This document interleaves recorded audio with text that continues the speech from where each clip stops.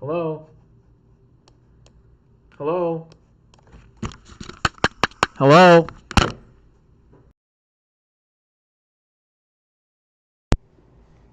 Hello? Hello?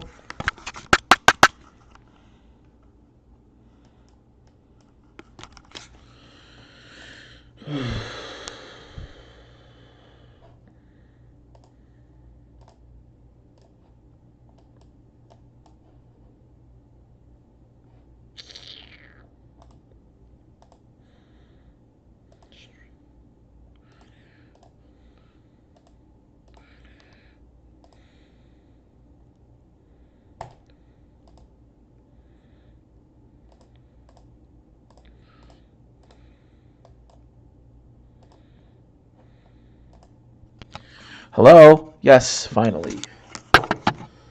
Oh, God.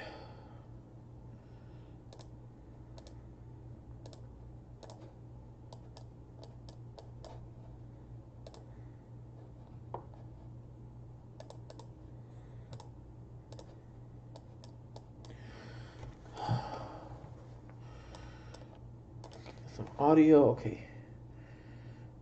Just almost done. Audio.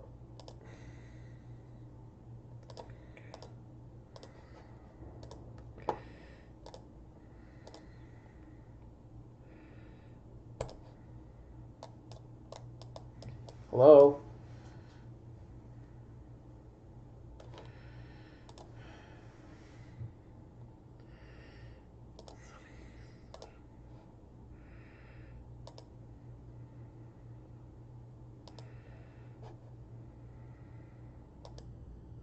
Hello?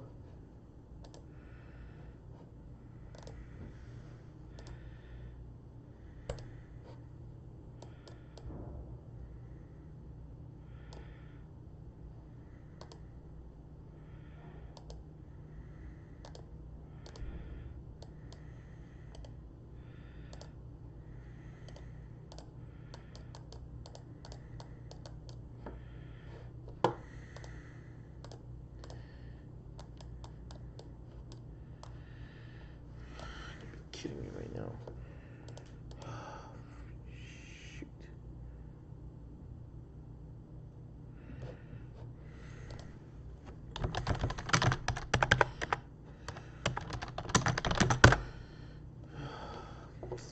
Okay, let me try one more other thing. Settings, audio.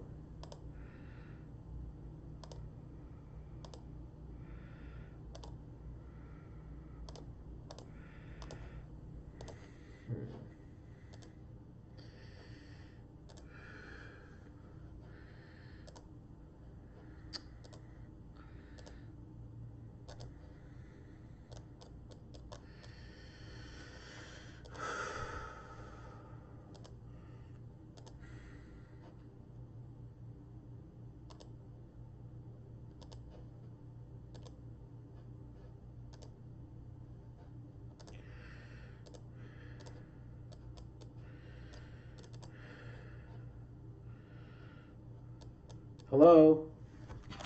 Hello? Darn it. Looks like I just messed it up again.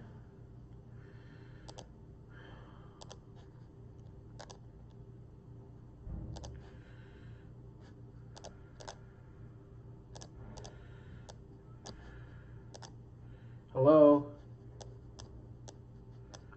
That needs to be default then.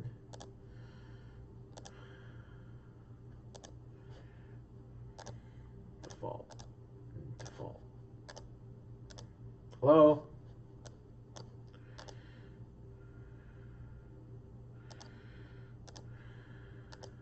Hello? Okay. Hello?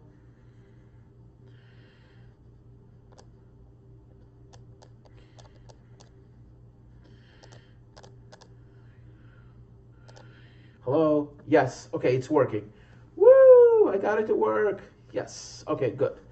Great, great, great, great. Okay, just need to do one more thing. Because I did mic and aux. I need to change that to audio. Okay, default. All right, good. All right, hello? Okay, that's not supposed to be. That's supposed to be hide. Hello? Okay, that's supposed to be desktop audio. Yeah, that's a problem. Desktop audio is not working. Hide. Hide. Okay, unhide all. Hide. Okay, desktop audio 2.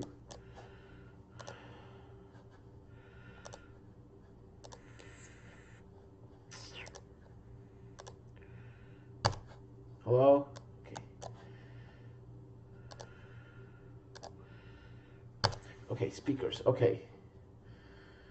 Now I'm going to do File, Settings, Audio, Speakers, Default. Hello?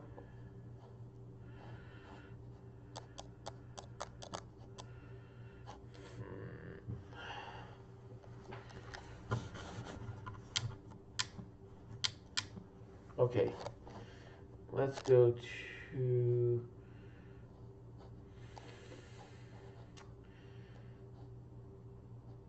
Settings, Audio,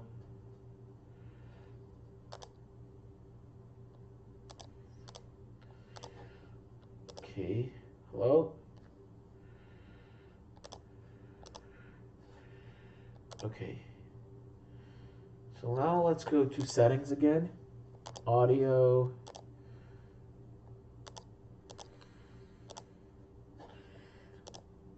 hello? Maybe this is gonna work now.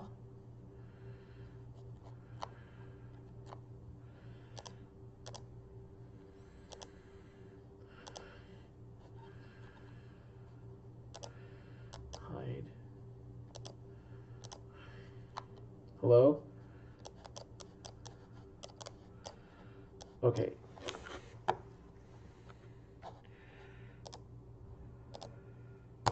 Hello? What the hell's going on?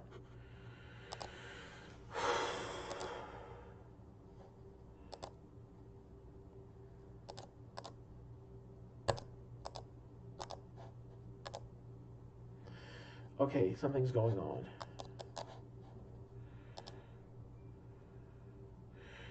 No, the desktop audio doesn't work. See? Normally that was supposed to make a sound. Let me see. Don't find many GMC logos. You have one in the front of the grille, and then you have another one. Yeah, it works. All right, we're good. In the back by the taillight, but mostly they're really trying to revive the. All right, everything is working in normal order. This is how it's supposed to be. Oh.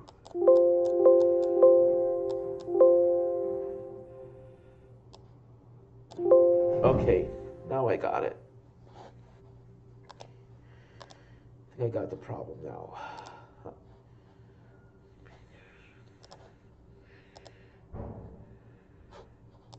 Hummerness of this vehicle, and that clearly shows with both the design and the. Alrighty, just want to write one more thing, make sure everything is working. Yep, it's all working good. Alrighty now. So now let's look at a hurricane. Let's see if new aircraft data came in yet. Yep, it has. New data has come in, and it's showing, oh great, they're turning around again? This is the, look at that, they flew out and are flying back in. Alright. Alright, thank you all for watching. Let's now look at the visible satellite imagery. Let's look now at the visible satellite imagery. Let's see if the eye walls is decaying or if it's staying together. Okay. Well, it's definitely heading west now, so it's going to make landfall in several hours. I think by about 7 or 8 a.m. we're probably going to have a landfall as a Category 5. I mean, the eye is definitely tightening up, or it seems that it is.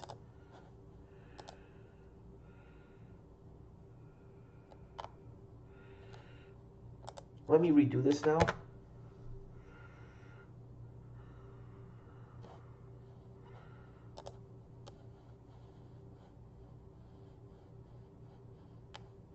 Oh, look at that. This might be good news. But let's just look compared to a few hours ago. The amount of convection is falling apart. Remember how I said dry air is trying to go into the system? Well, look. Even though there's less and less purples,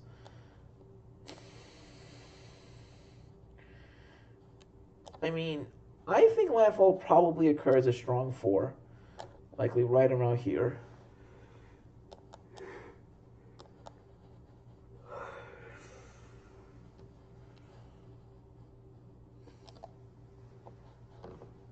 I mean, it could just be going through an eye wall replacement cycle.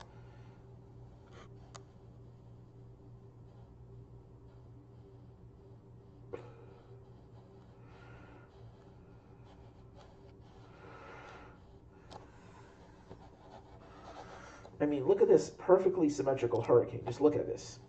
Not only is it perfectly symmetrical, it's completely surrounded by convection. You have a perfect outflow. You literally have no reason for it to weaken. I don't know why this is happening. I mean, this could be because of interaction with land, possibly. Now I'm going to be changing gears and looking at the forecast.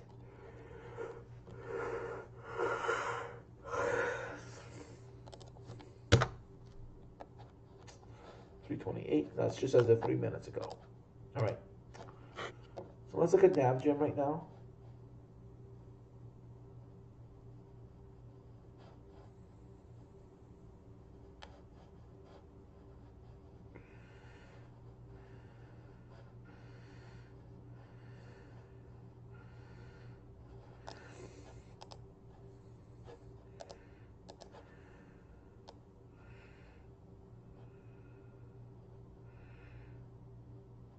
So this showed landfall as a strong tropical storm. I mean, look what this did. Had a hurricane freaking in the Bahamas. I mean, look at this, guys. I mean, this is insane. Let's look at CMC. The current run of the Canadian.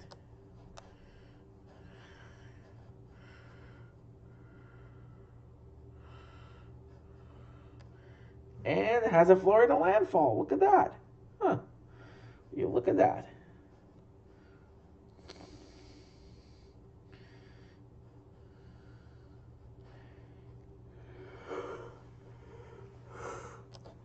Alrighty.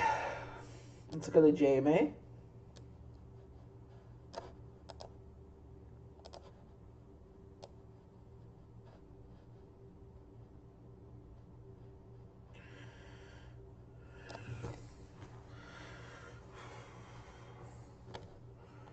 Let's look at any volcano news. Just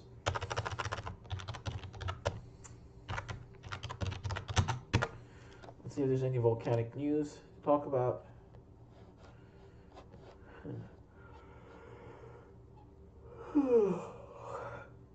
A moderate threat? Wait. The Docero volcano is a moderate threat? Huh.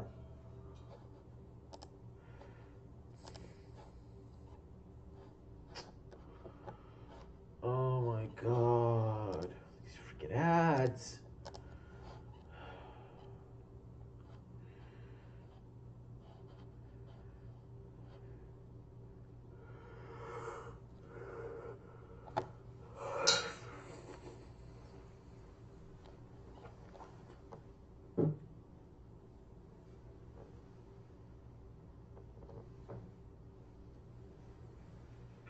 Docero.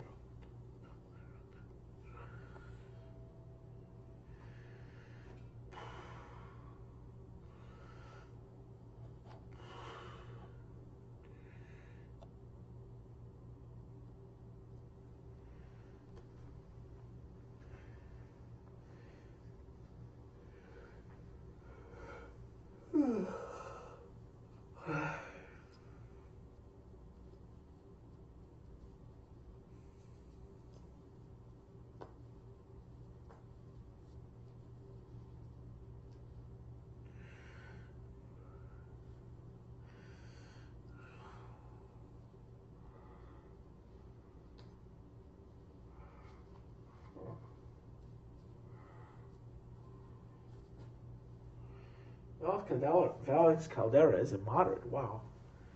Yellowstone is a high.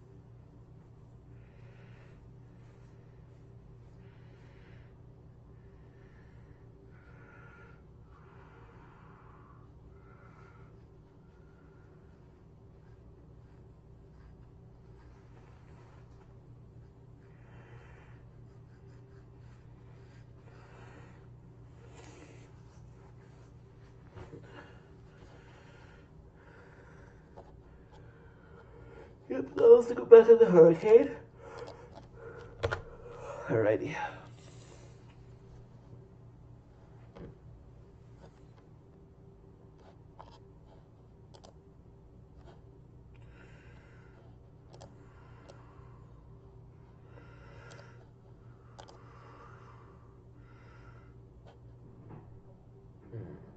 This is just incredible. I mean, look at the skies.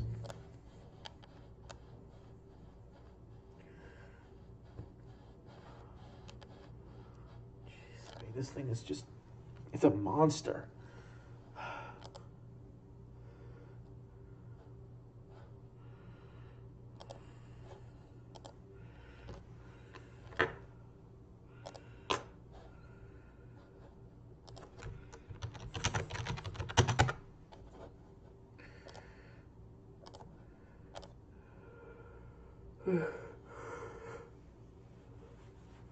It's too early right now to tell if South Florida is going to be hit by Eta, but it is definitely worth keeping an eye on because, you know, what happened in 2005 can happen again with Wilma. I mean, Eta is basically a lot further south than Wilma, so if it reemerges here in Honduras, it's going to be a big threat because it'll have more time to travel from the Caribbean than through and then Cuba before it hits Florida. So, I mean, this storm is a monster right now, but it's going to spend a few days over land, which will mean it will emerge as a very weak system. It will likely become a tropical storm maybe tomorrow afternoon, and then it will exit Honduras likely as a very weak tropical storm, likely a depression. It might even become a depression somewhere inland, and then it'll come off the coast, likely as a remnant low, and then will regain tropical characteristics. Right now we are up to 20, I believe 28 named storms, so we definitely broke a record compared to 2005, and I believe we will continue to set records. I believe we will end up somewhere between 30 and 35 named storms. I don't think we'll quite hit 35, but I think we'll come pretty close to 30.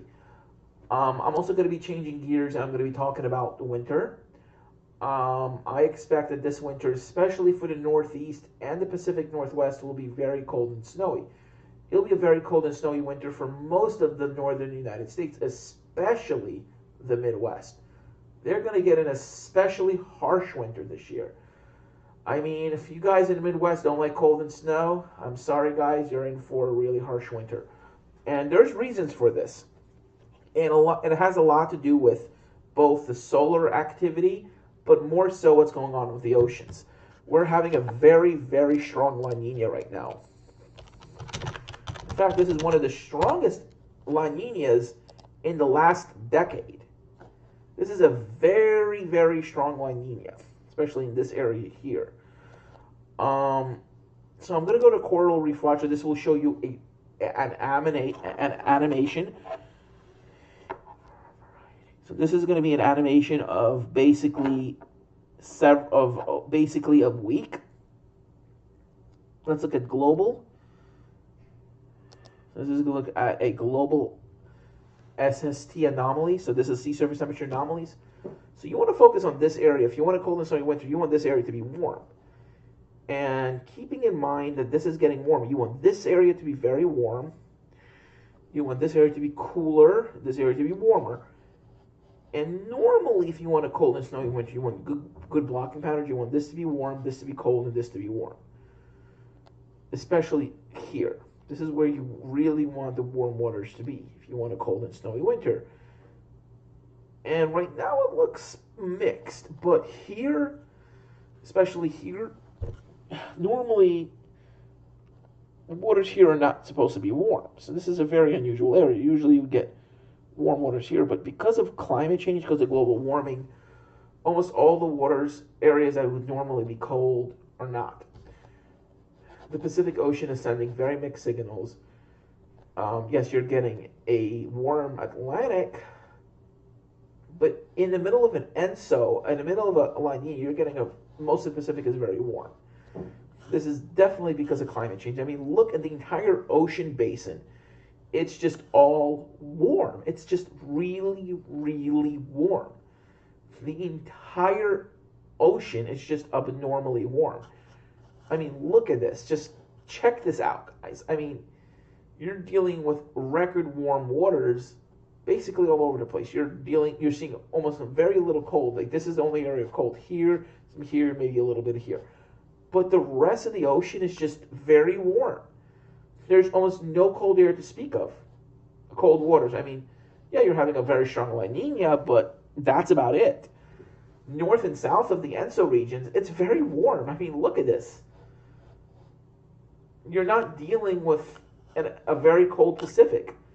I mean, this is normally what you would call a warm PDO, a warm Pacific Decadal Oscillation. This is when the PDO is going to be positive. You're having a very warm PDO. And even with all the hurricanes we had, the oceans are still incredibly warm. I mean, there's still potential for more tropical systems. This is incredible.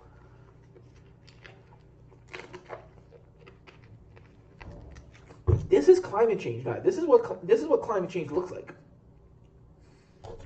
Look at all this warm water. Just look. Look at all this. Yeah, right? Normally, you're supposed to have you're supposed to have equal blue and orange and reds. You're supposed to have equal. There's very little equality going on. It's almost all being overrun by oranges and reds and yellows, which indicate warmer than average waters. Yeah, you have some blues. Yeah. Keep in mind, the coldest I'm able to see in the entire world is a little bit of there and here, right there. Maybe some red. That's between 4 and 5. But you see those dark reds? Those are easily greater than 5 degrees Celsius. And let's look here. You have a very strong anomaly. I mean, you're having warm waters going into Labrador. So this is usually supportive of a very very snowy winter. Especially here, because you're going to have blocking patterns. You're going to have high pressure systems sitting over here and causing storms to go up the coast. So let's go back to 2000.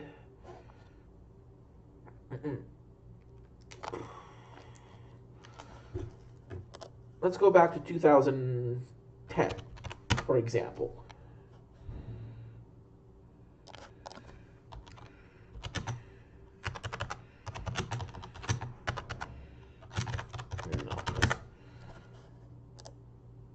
Okay, so let's go back for 2010. Let's go to about roughly the same time, around November 1st. So warm, very cold, but you had a very strong La Nina. Strong La Ninas, especially with warm waters here, and usually some warm water here, favors a cold and snowy winter. Thing is, a La Nina usually favors a stronger polar vortex, which would normally keep most of the country warm, and you would have a more zonal flow. But because you have warm waters here, you have favoring a blocking. So you have a stronger polar vortex that is further south, which is why the winter of 2010-2011 was very cold and snowy for the Northeast. And you could see that how it's very cold here. So you had very cold, very warm waters here, but you had a very negative NAO for most of the winter. So then you go into 2011, especially by March, look what starts developing. You know, you started having a lot of sea ice, especially here. The Northeast had a very cold and snowy winter. New York City had its second snowiest winter on record.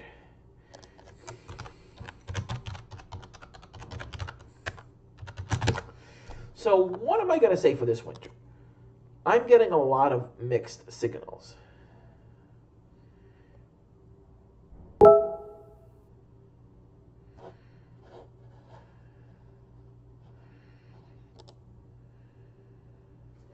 So looking at what I'm seeing now, there's definitely potential for a very cold and snowy winter, but you guys need to be we need to be careful. I mean, last year it looked like it was going to be a cold and snowy winter, but I've been looking at the Siberian snow cover, and it's not very supportive of a cold and snowy winter. Because normally, if you want a cold and snowy winter, you need to have high snow count, above normal snow in Siberia. It's above normal, but just slightly. It's like, it's like just there.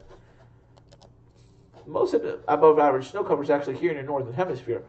Yeah, it's a little above average in Siberia, but it's more so above average here than it is there. Which is a little unusual. So let's look at aircraft reconnaissance now.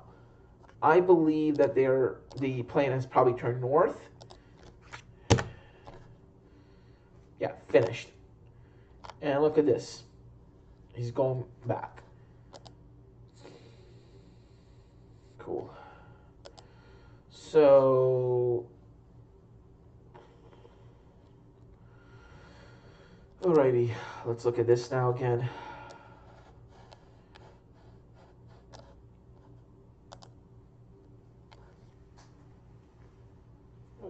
Back just popped. Okay. Was there still at 150, moving west southwest at 6? Looks like it's gonna become a 5 right before landfall. It looks like landfall should be just before 7 a.m.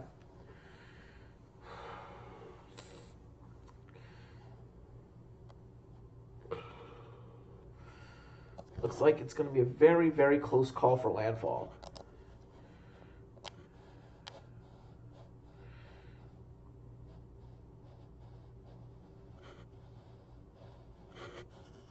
I mean, it did look like it briefly stalled. See how it went down. It's going to go basically like that.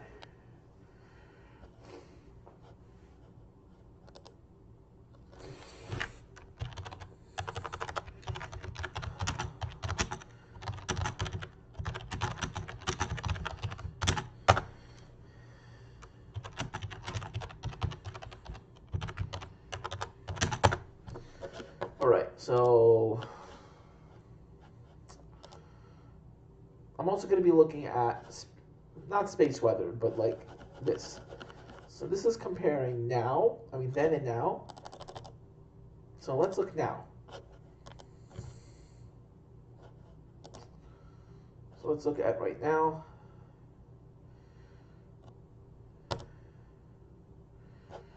Oops, November 1st.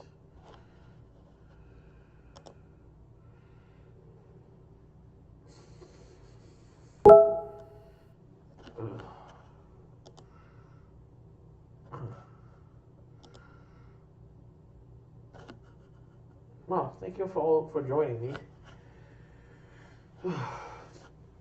Hey, if you can, please share this stream because I'm going to be streaming until 3 a.m.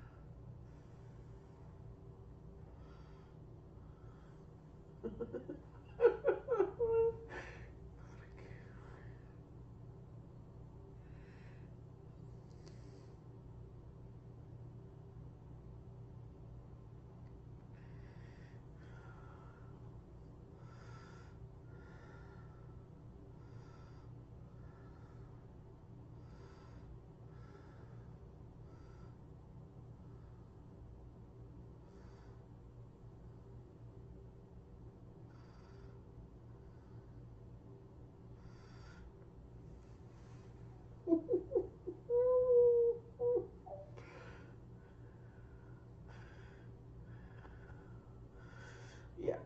Um,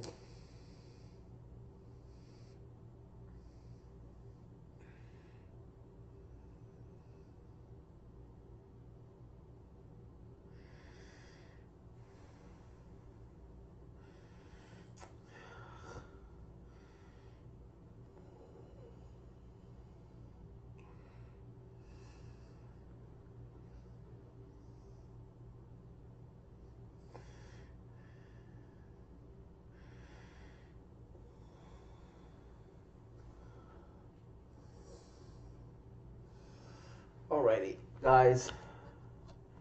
We're having a problem with Eta. Let me look at the infrared again. Yeah, it's going southwest again. Some more time over land. I mean over water.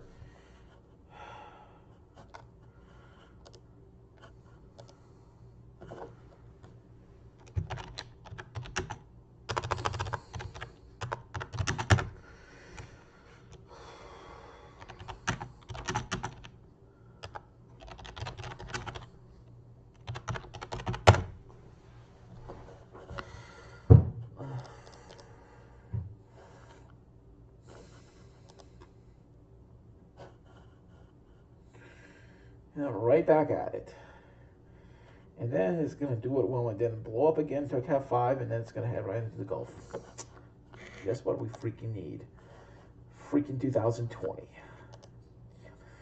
The storm is saying, "Oh, I'll show you why it's 2020." This storm wants to be like, "Okay, it's 2020, so I'm going to go freaking mad." Yeah.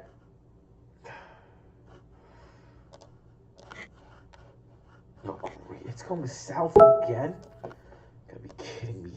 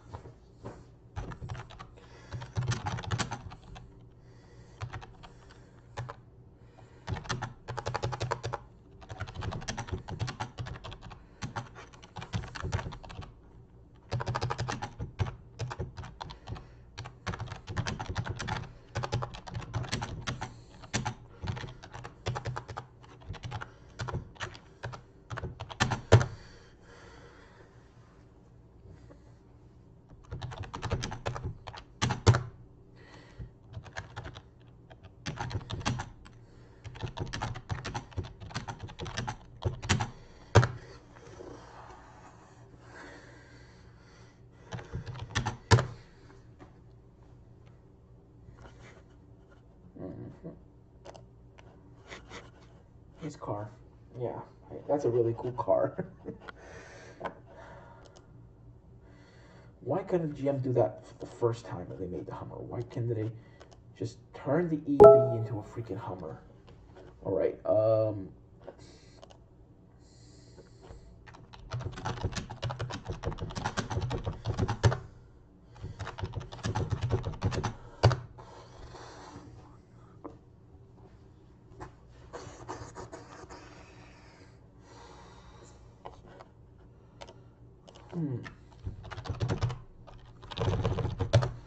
Let's see how much we hit today. How many cases? Oh, new cases. Come on. Jeez.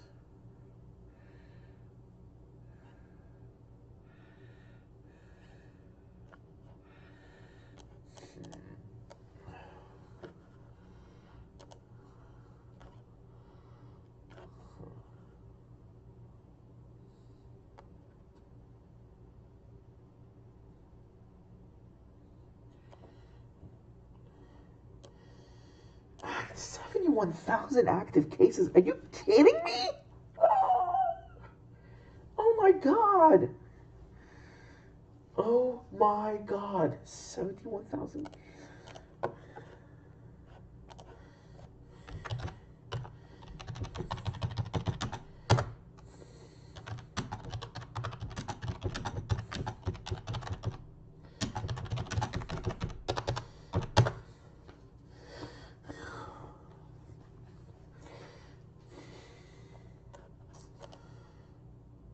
Yeah, it's huge, guys. It's freaking huge.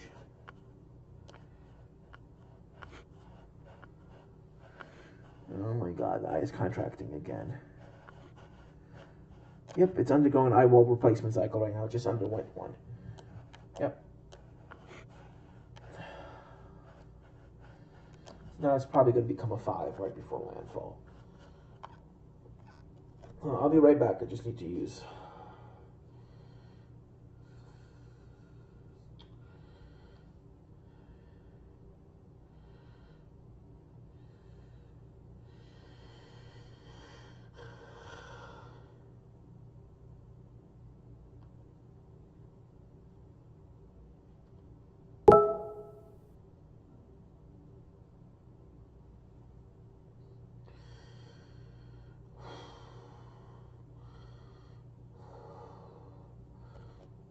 Okay, I'm going to leave this stream running right now.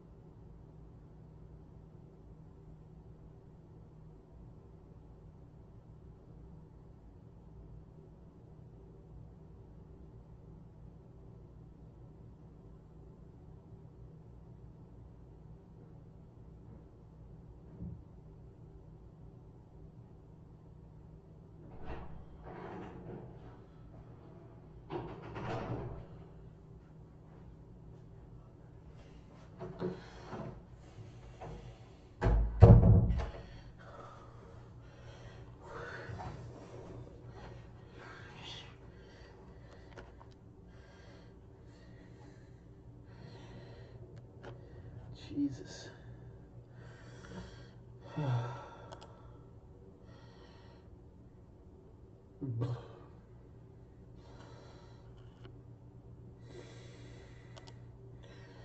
Get back now.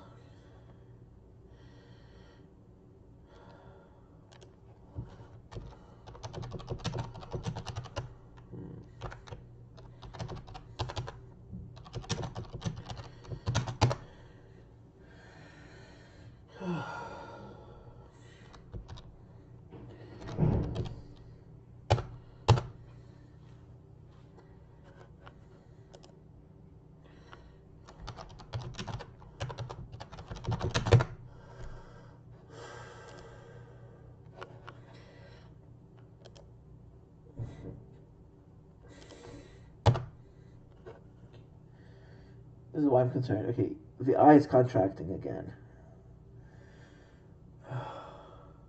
Shoot. This is bad.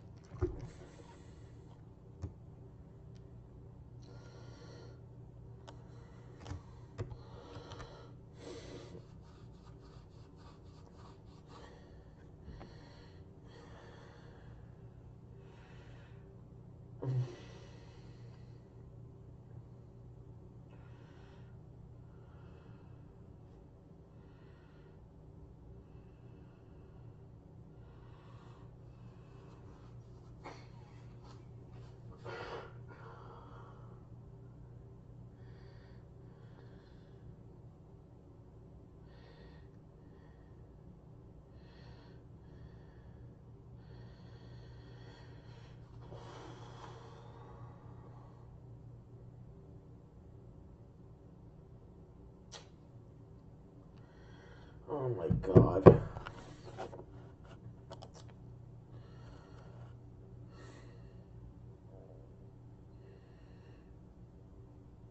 All right. So let's look at Hurricane Eta now. Let me look at the new satellite imagery. Let's see, 507 now. Okay. The eye is definitely contracting again. Yep, the eye is becoming smaller. Oh God. Just great.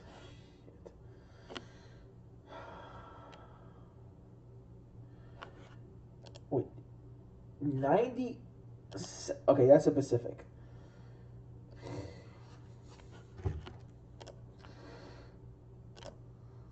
Yeah, that's Pacific. All right. Let's look at visible high res. Okay, no, infrared. I mean, let's look at visible. Yeah, shortwave. Yep.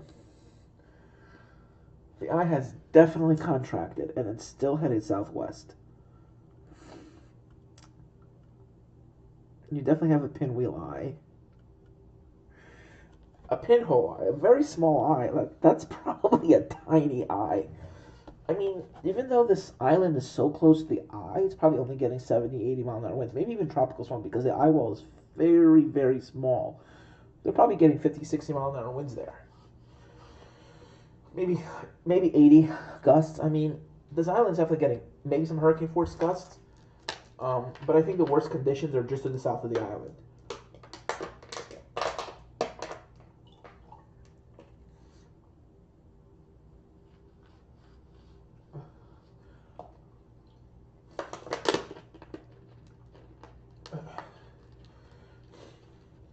I mean, this storm is incredible.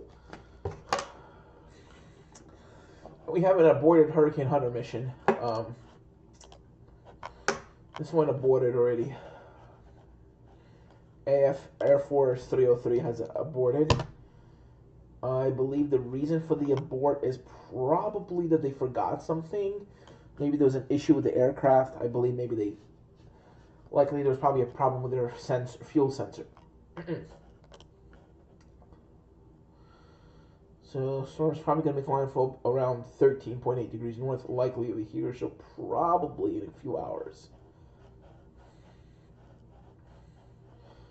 Likely make landfall around 83.5 degrees west and around 13.7 degrees north. So I would give it another few hours until landfall. It's moving very slowly, so it's not like it's moving quickly. It's moving pretty slow, and you're having warmer than normal water temps as well. So let's compare temperatures now to when they were when Hurricane Wilma occurred.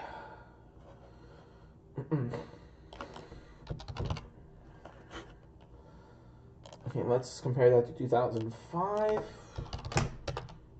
And let's look at October 25th, right around when Wilma happened. Or just before Wilma, right about here. So water temperatures were very similar. Let's look around November 1st. Oops, that's December, my bad. So water temperatures were pretty warm. Let's compare it to now.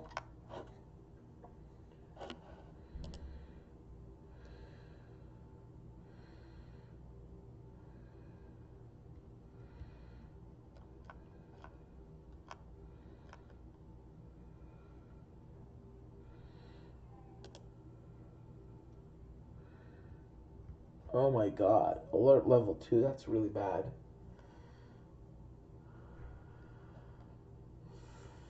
That's bad. Let's look at Australia.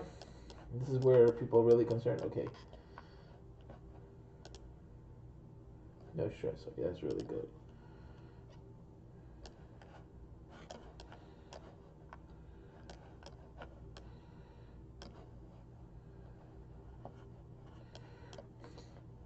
There's significant coral bleaching. Watch. Some of these areas are alert level 2. That's like literally the highest level. Coral bleaching is usually caused by things such as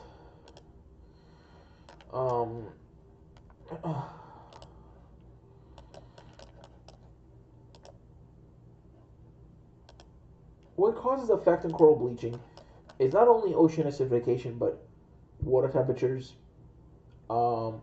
winds. So the good news is this hurricane will stir up the waters, cool them down, cause upwelling, which will slightly lower the stress.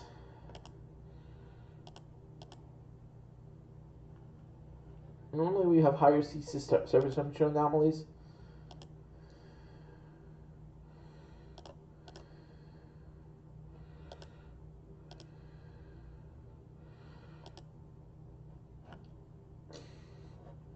So now let's look at visible satellite imagery again. Let's this as of 5:05, so that's probably not going to update right now. Yep. All right. So where we were looking at before was infrared. Yeah. Pinhole eye there.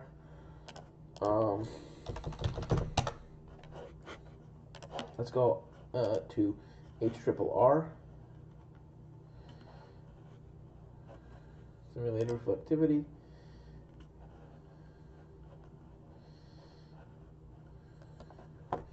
There's some convective precip in the upstate New York area. There's some convective precip. It is lake effect, but it's also with a frontal system.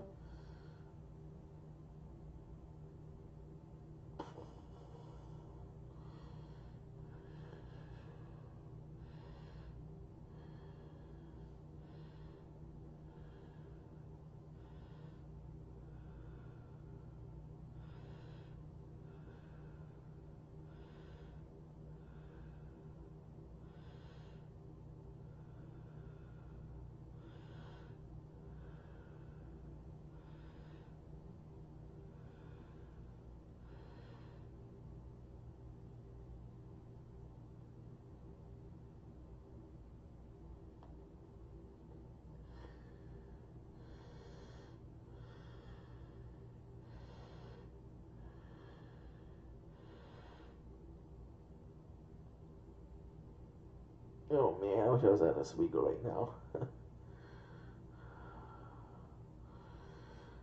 They're literally getting squalls of lake effect snow right now.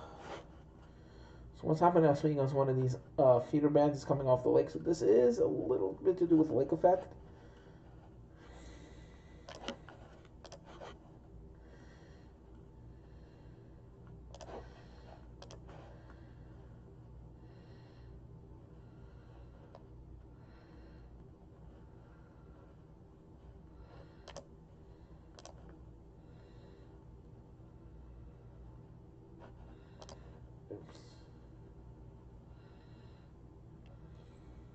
lake effect.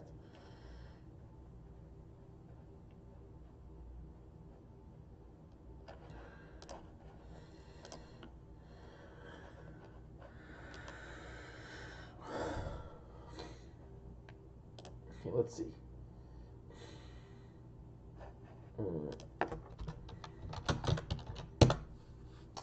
Strong category 4. It's on the verge of becoming a 5.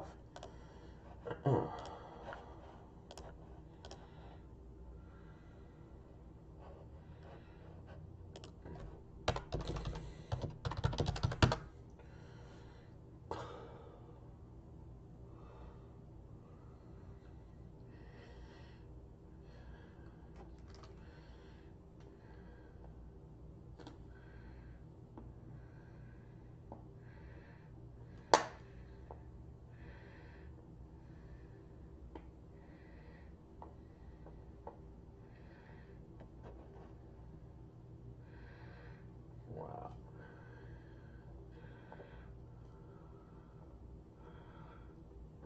But didn't Hillary win Colorado? Why is Colorado considered a battleground state?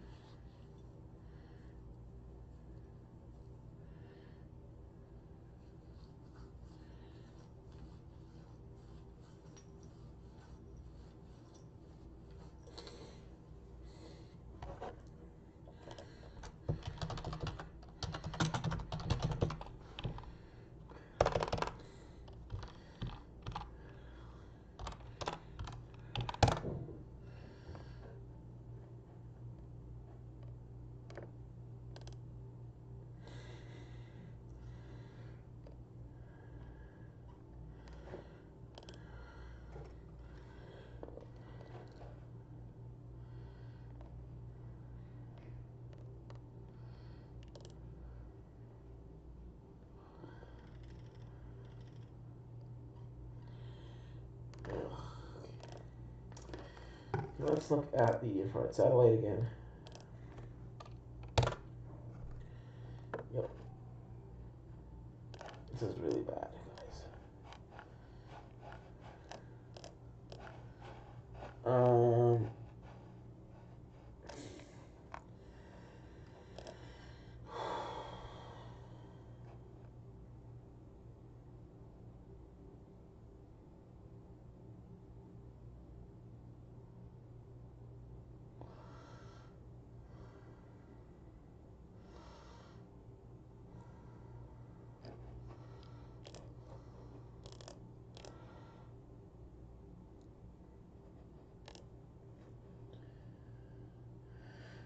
Look how fast these clouds are swirling.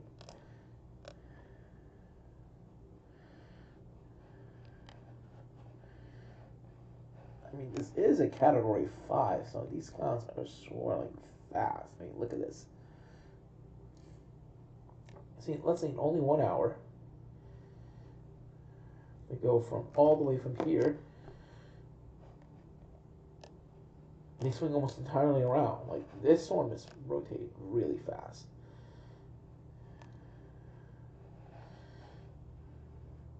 In fact, this storm's actually rotating faster now.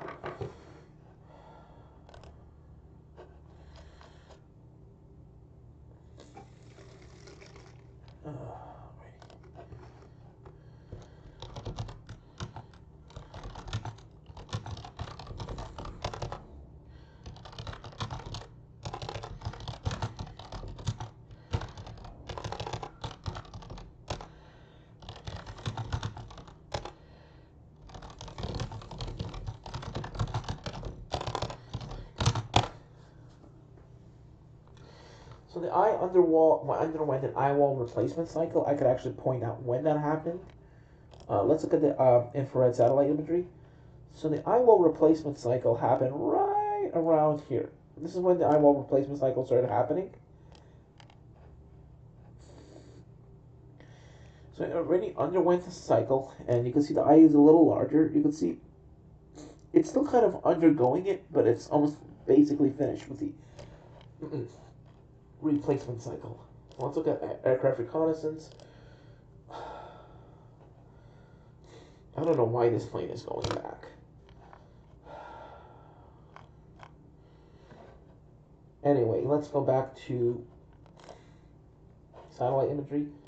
Let's go to visible shortwave.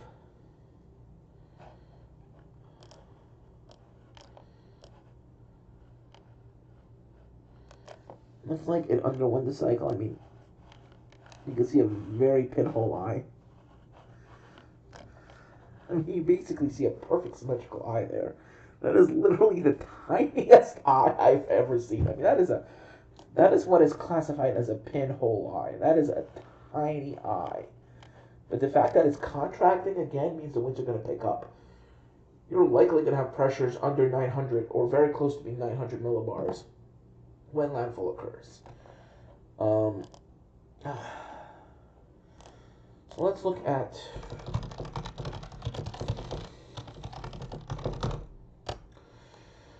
well,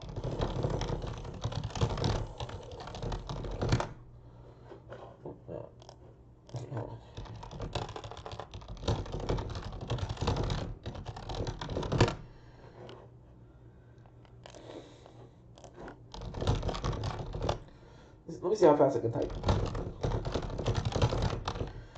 No, let me see how fast I can type again.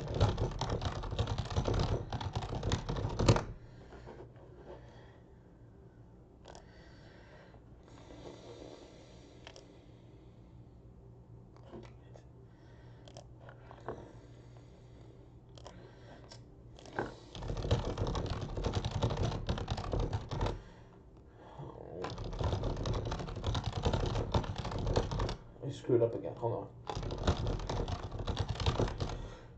Yep, I messed up again. Hold on. Okay, go. Yep, hold on.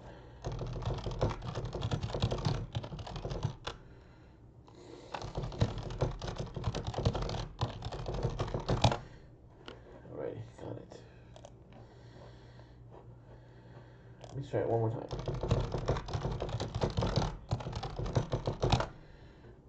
Okay, got it. Let's go to. I like typing. Shoot.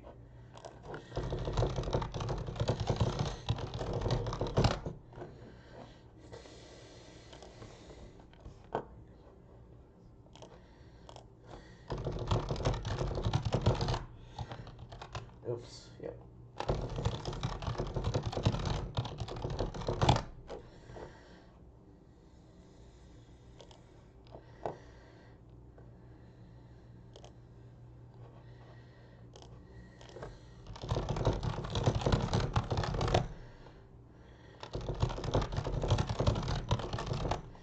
And here's the thing, I'm only typing with 2 fingers. I'm not even typing with all of them, I'm only typing with 2 fingers. Hold on. Hold on.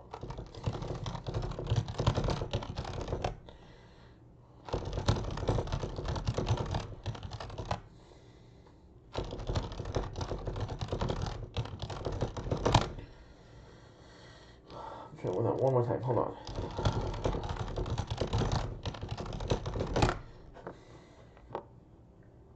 Yep, and that was only with 2 fingers. That was just with 2 of my index fingers.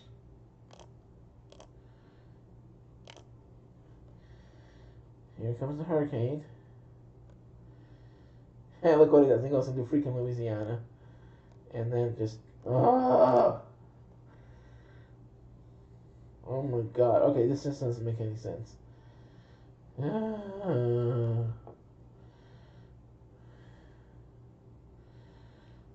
Alright, it just doesn't make sense. Alright. Sector view. Let's look at Atlantic. So here comes a hurricane, okay.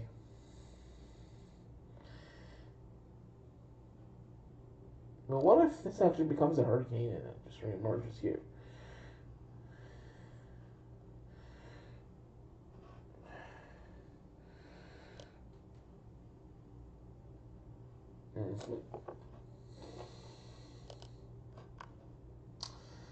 Yep.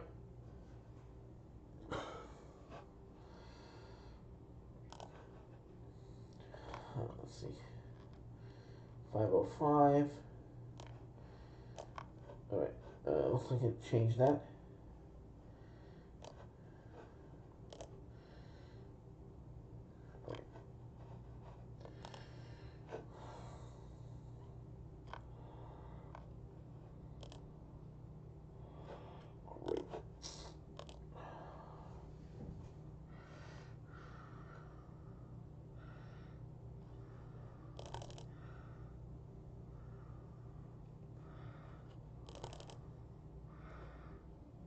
See how it's very slowly moving.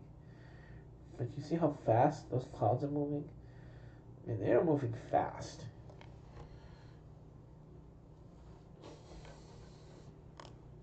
Let's look at earthquakes. I mean, there isn't much going on, honestly. There really isn't much in terms of earthquakes in the United States. There's a few isolated stuff, maybe a 4 point, I don't know, 3.2 there in Mexico. Let's look at the type of earthquake. Looks like no one felt it. Looks like the earthquake occurred at 11:09 ET, which is about 7 in the morning. So this all happened in the morning, basically.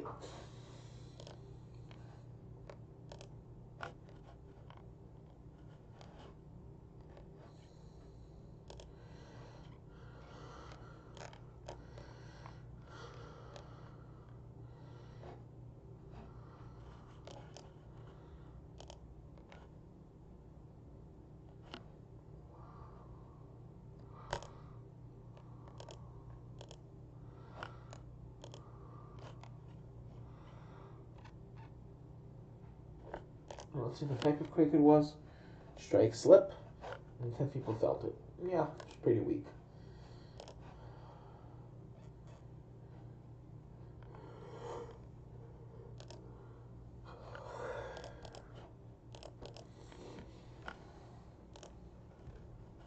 Where's zero felt reports?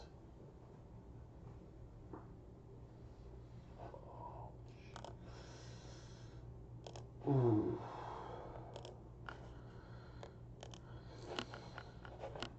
24 people felt reports. Surprisingly, nothing in the park.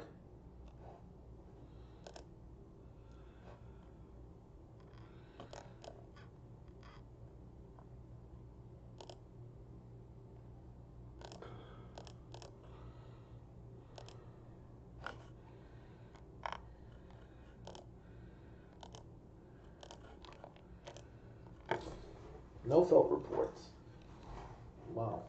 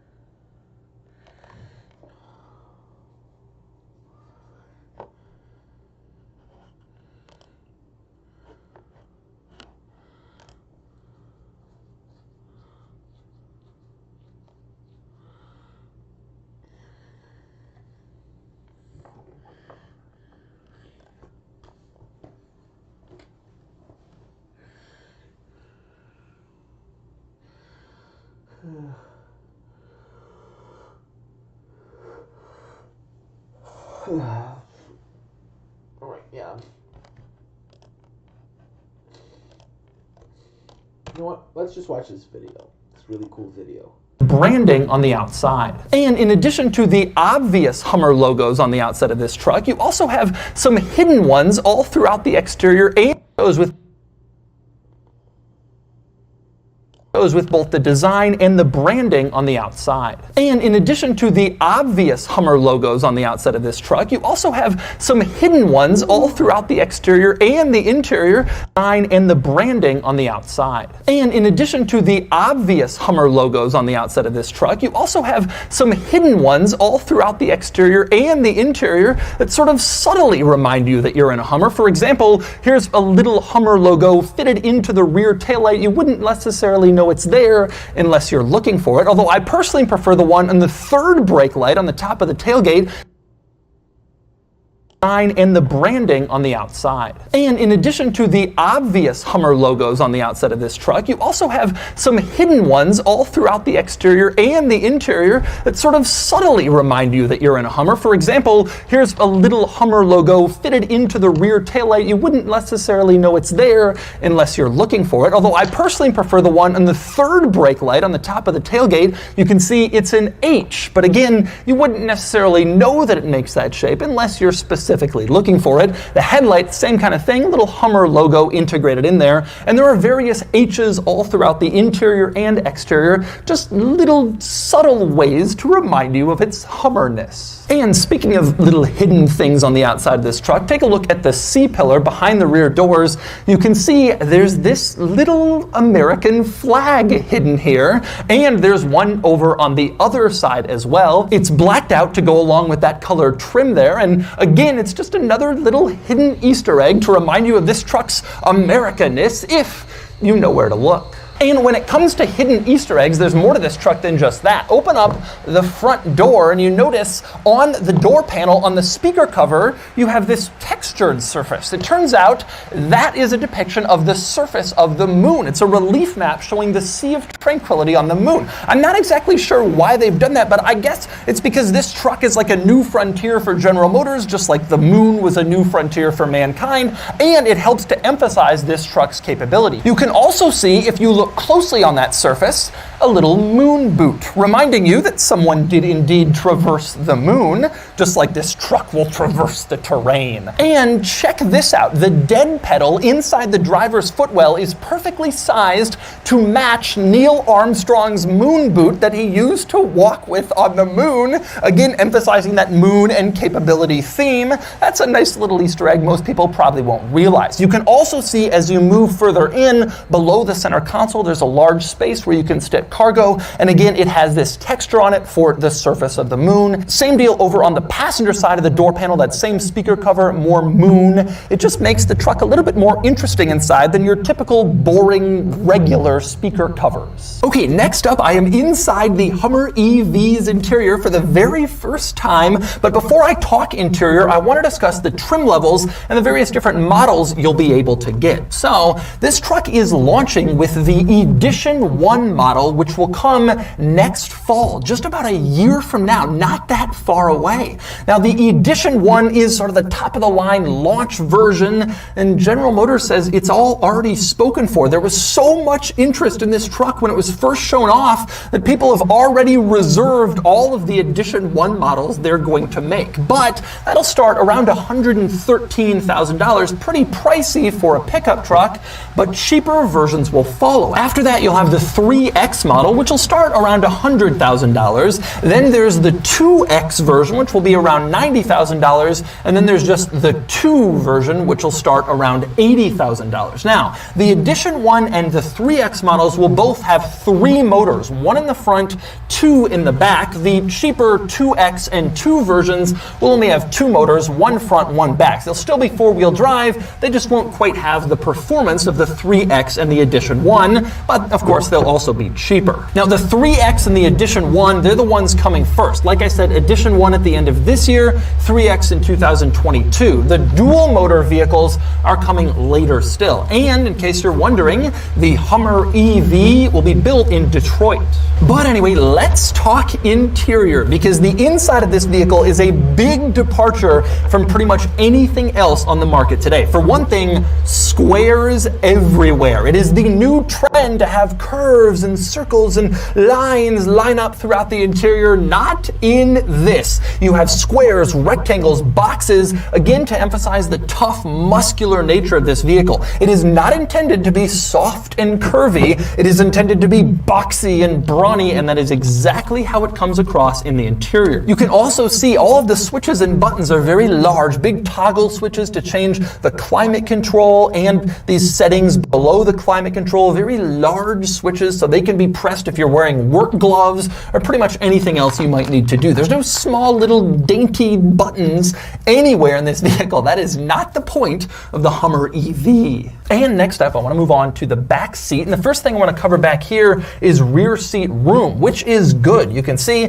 there's good room for my knees, for my legs, and for my head. Like in most pickup trucks today, you do have good rear seat room. You can take a whole family in this if you wanted. There are a couple of neat hidden features back here. For one, even on the rear doors, on the speaker cover, you have the surface of the moon, again reminding you of this truck's capability. You also have integrated into the rear seats a little storage area. You can open this up and you can stick items in there. If you park the Hummer with the windows down, you want to keep something out of sight, you can just put it in there. It's a good hiding place and no one will know to look for it there unless, of course, they've seen this video. Now, speaking of the seats, another cool trick they do is the bottom part folds up, and when you have it folded up, you can get more stuff in this interior if you want. For instance, you could put a dog in here if you don't want it to be on your seats, or more cargo, whatever you might want. So there's more space in here. If you don't want rear seats, you can use it for just cargo if you want to keep it safe and don't necessarily want it in the bed. By the way, one thing about the Hummer EV I haven't seen mentioned anywhere else, I'm just noticing it for the first time, it looks like the rear window rolls down. Some pickup trucks have this, some don't, but it's a nice feature to have. You drop the windows, you drop the rear window, you get a good breeze going through, and it's cool to see. It looks like this rear window rolls all the way down. I definitely hope that makes production. I love that feature. And speaking of being in this truck and having the air flow all around, I should mention that this truck is essentially a convertible. That's because the roof is almost completely removable. General Motors calls it the Sky View roof. It's separated into several different panels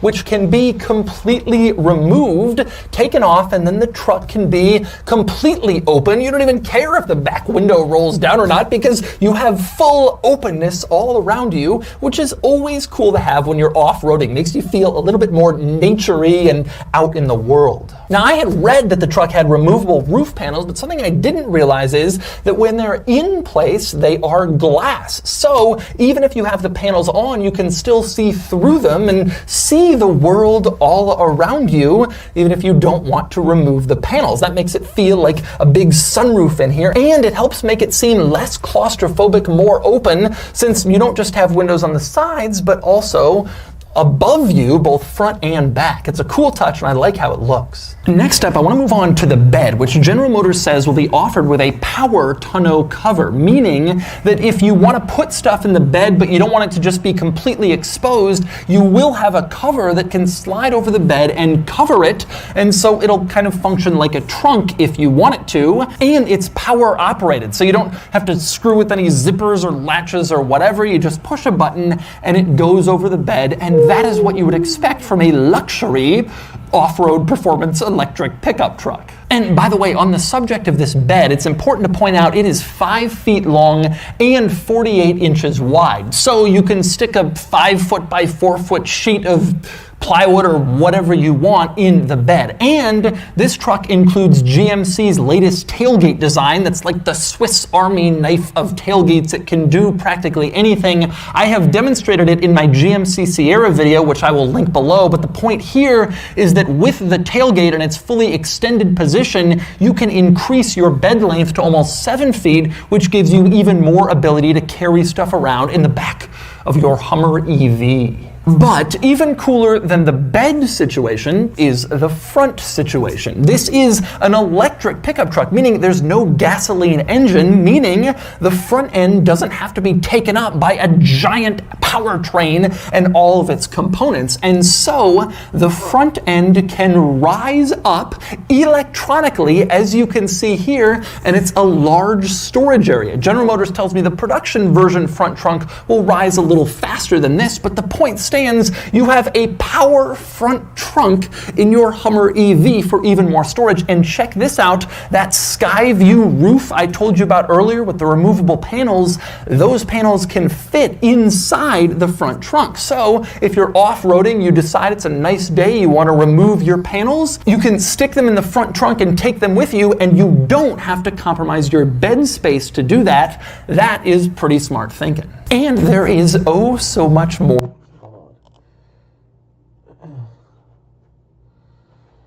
Wait, you see? Yep. It's definitely undergoing a bit of an eyewall replacement cycle. It does look a little weaker. I would likely say it's a strong Cat 4, probably 135, 140 mile an hour winds right now. It'll probably, I don't know if it's going to become a 5, but it's going to come really close. I mean, it's probably still a 4, maybe high-end 4.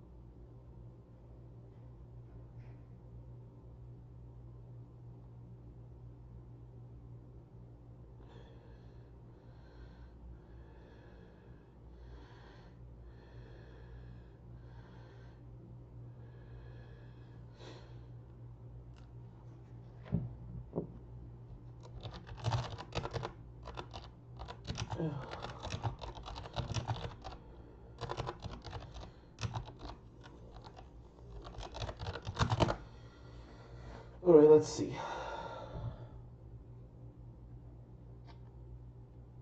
What the heck is going on with the eye?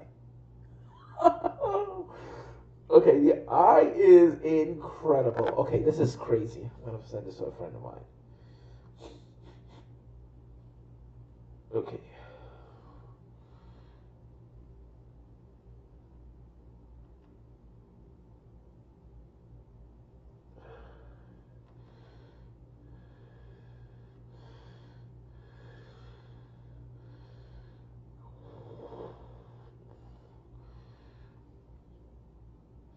No.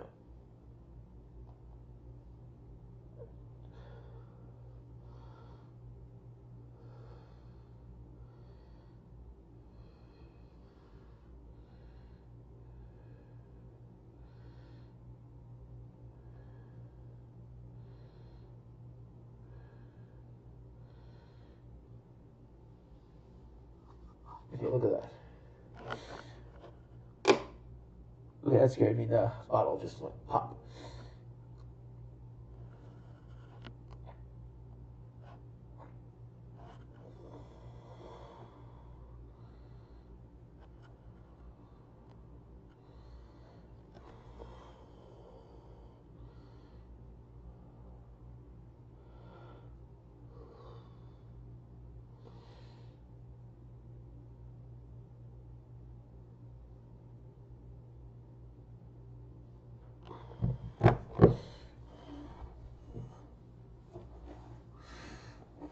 Yep, it's definitely getting stronger now.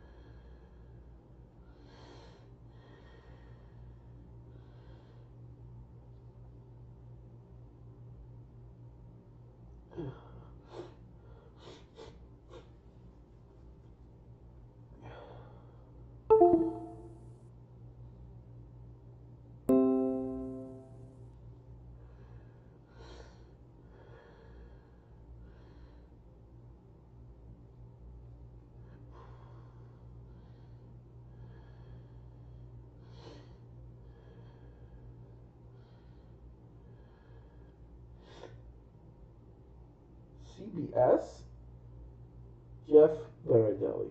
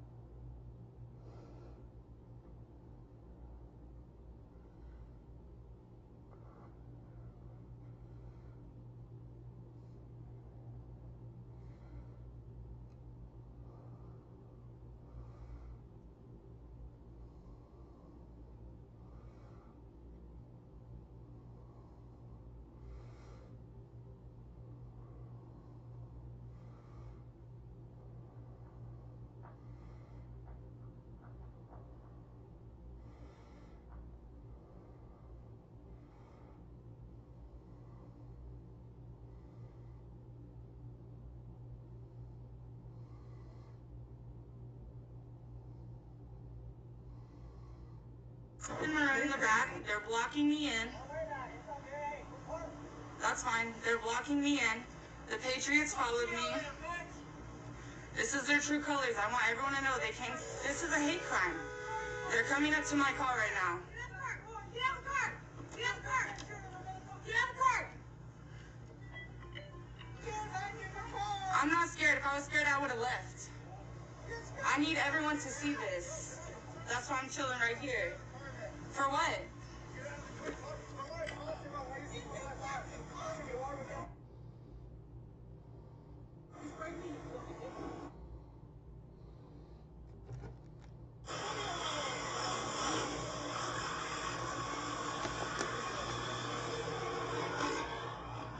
So I have it all on video. They sprayed us with bear mist. Can you? No, don't let them leave. They just did a felony. They created a felony. You're letting them leave the scene. You're letting them leave the scene. Don't let them leave the scene. Hey, no, let me talk. Please don't let them leave the scene.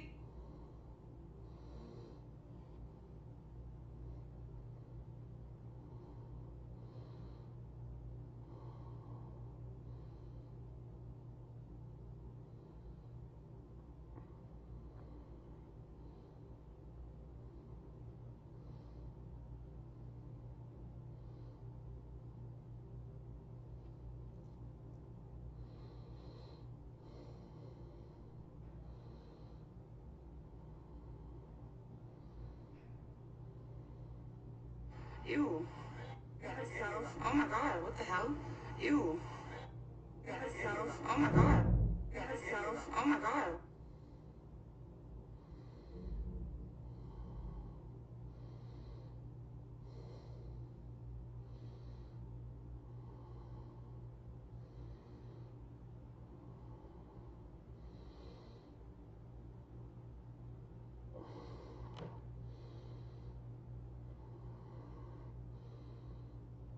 This is absolutely disgusting.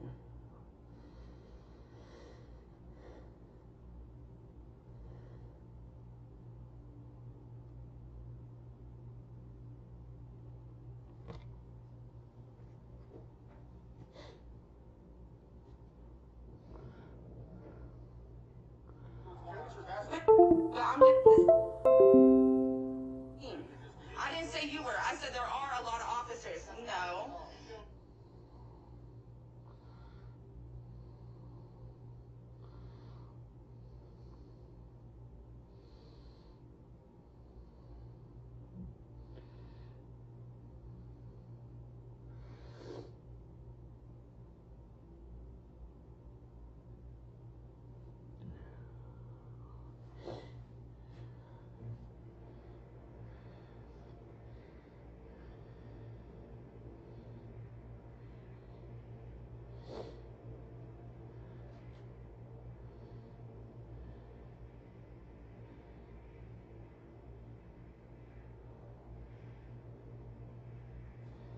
volatilities.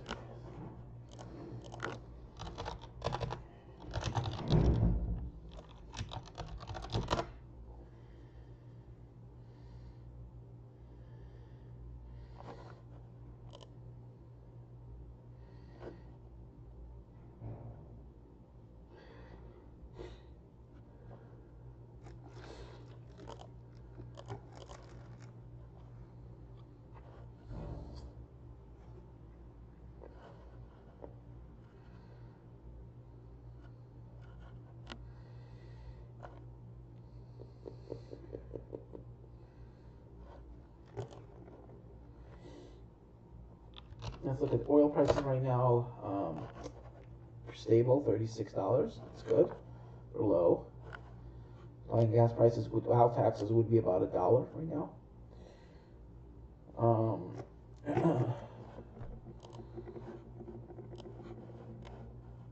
Alrighty, there we go. Alright, let's look at the satellite again.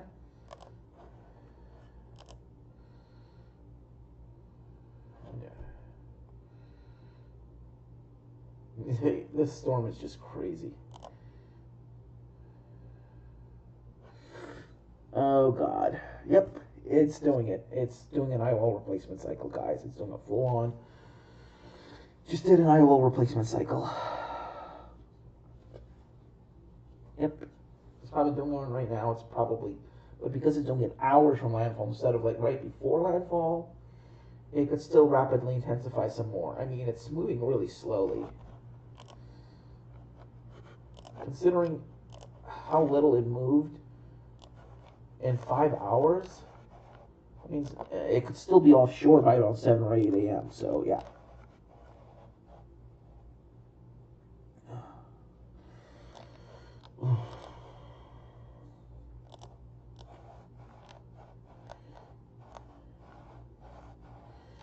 Yeah. So we're definitely having a pretty symmetrical eye. It looks a little asymmetrical here, but it's really strong. It's a very strong eye, guys. I mean, cloud tops are around between 70 and 90, between 70 and 80 degrees, like 85 to 90 degrees below zero. So this is a very, very strong eye. These are centigrade temps, so these are very cold cloud tops. There aren't even thunderstorms popping up at night. I mean, this implies how unstable the atmosphere is right now. So, let's see.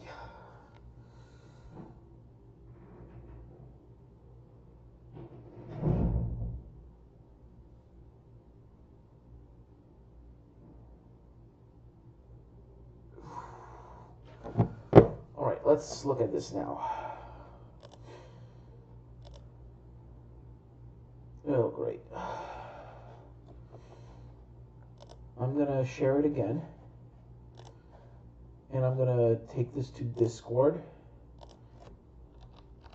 Okay, I'm going to take this back to Discord because I have a few servers I want to post this on.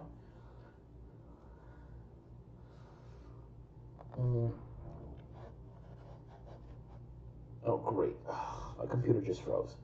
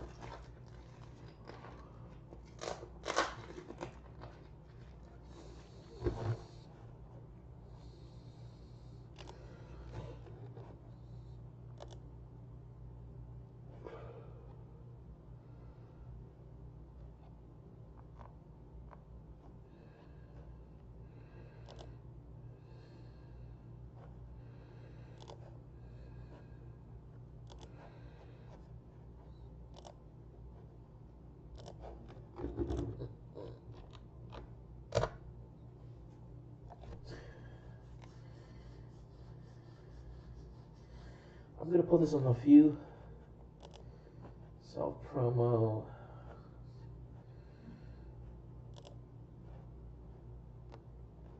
Continue. I mean, this is a weather chat after all.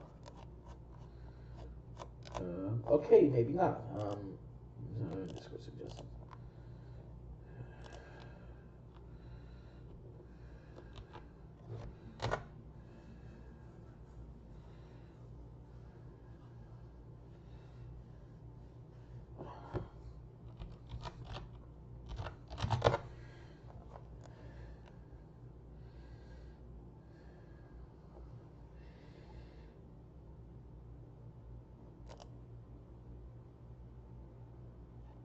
Hello guys, nope.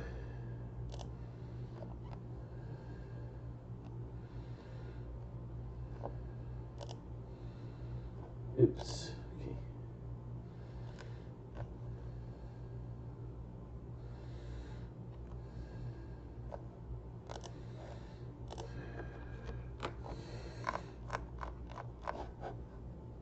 Let me just go to Facebook. I'm gonna post it in a few groups. Messenger.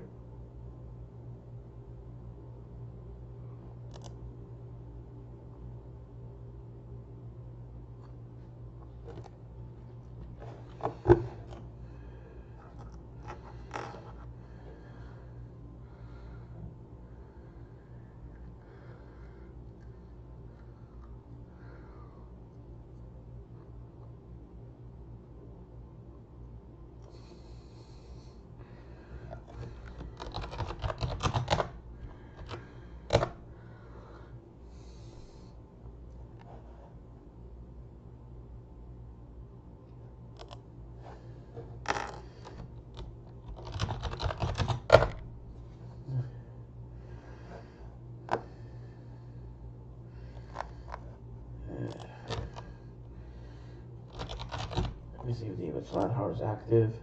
Hours ago. He's probably asleep. Alright.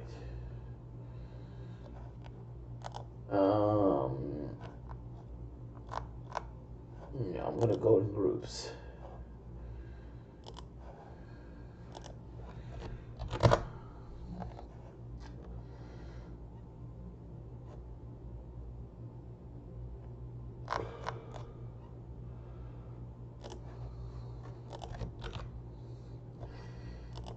Active 10 hours ago.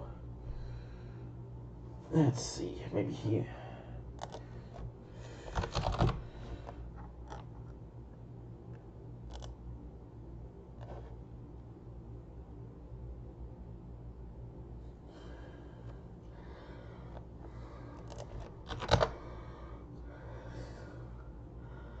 Yep, epsilon, and then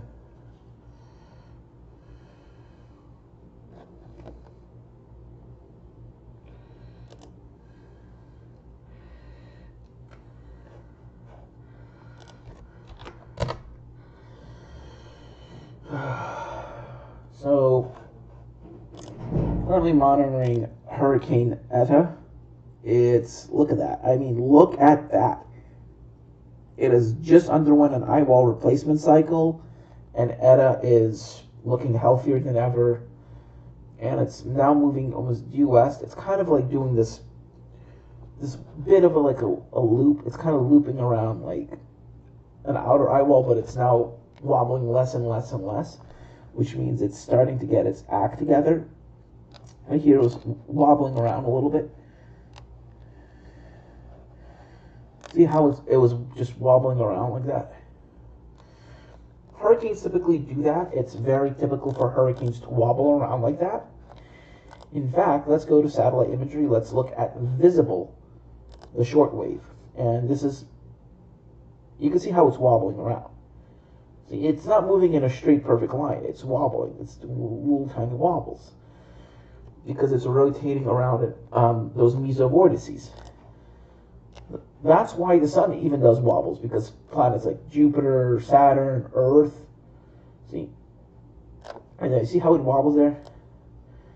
See, right there. In the last two frames, and what you could basically say is the last 20 minutes, it basically didn't move at all. So in the last hour, it moved very little. So it's definitely going to be a few hours until it makes landfall.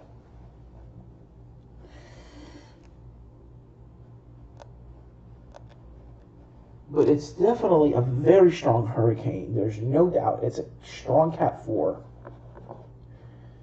Usually, people think small eyes means it's a weak hurricane, and big eyes means it's like a small eyes means it's a weak hurricane.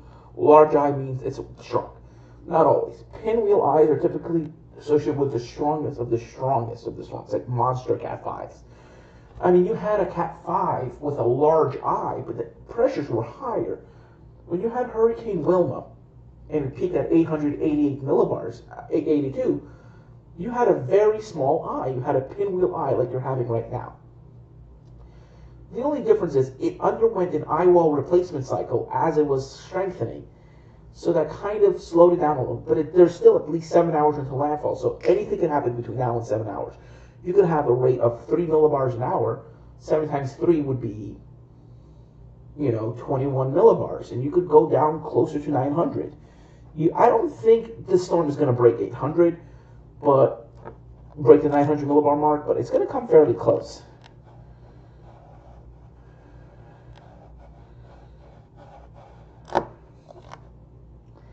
That's as of 6 minutes ago. Let's see if it changed. There's the eye right there. And yep, it's definitely trying to re-intensify. I mean, look at that. You see that? It's starting to basically get stronger now. I'm also waiting for the European to come in.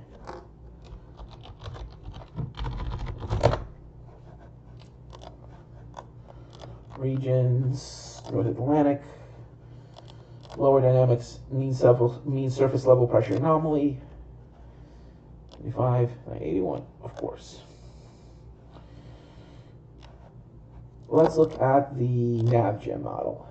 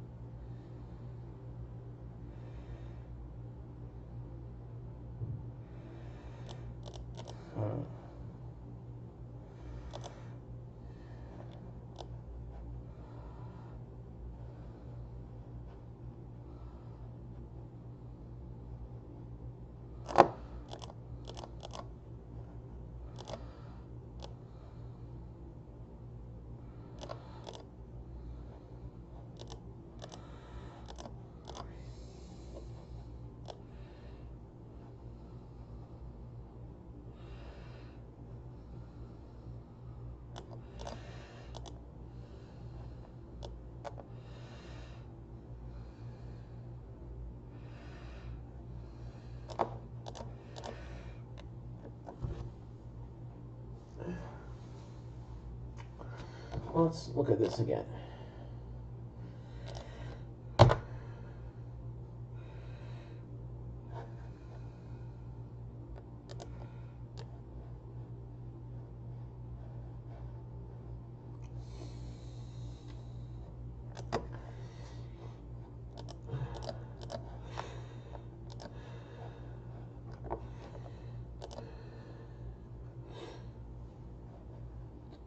Yep, look at that. I mean, it's becoming more symmetrical. This is really, really bad. Yep. It's definitely becoming a more symmetrical system now. This is getting really bad, guys.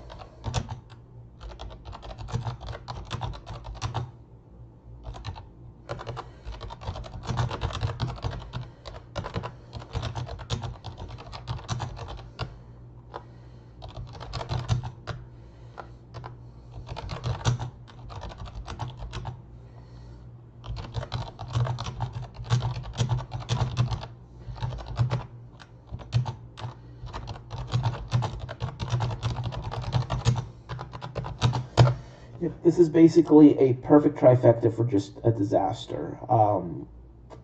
So what is basically going to happen is that Eta is going to make landfall in Nicaragua as a Cat 5, likely winds about 180, 190.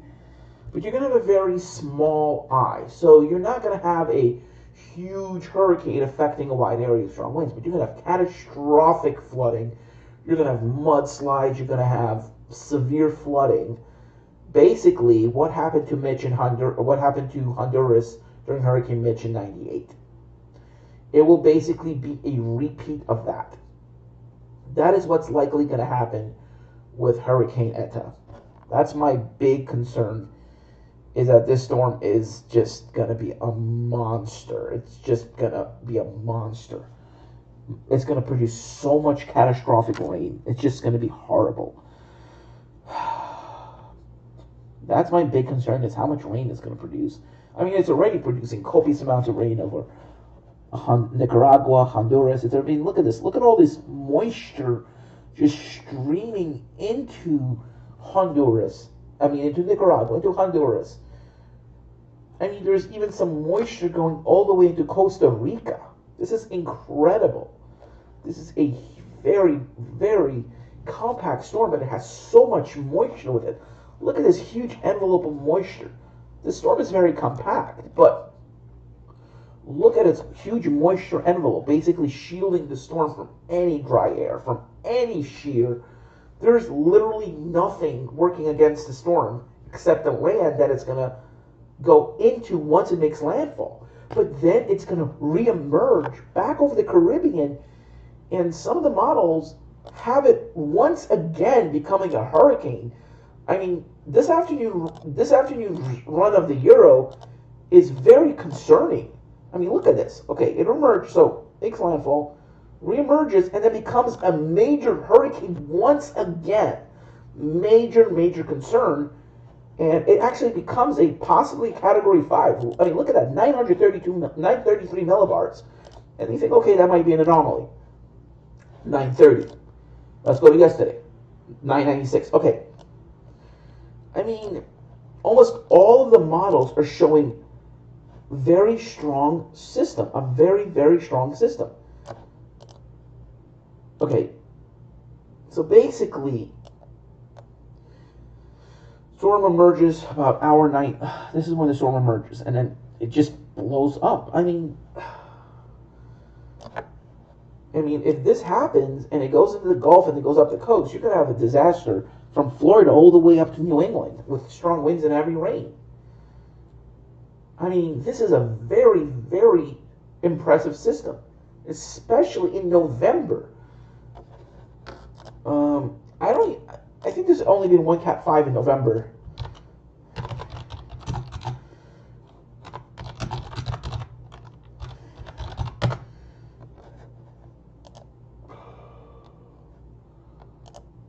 Let's see, November had only one Cat 5 month.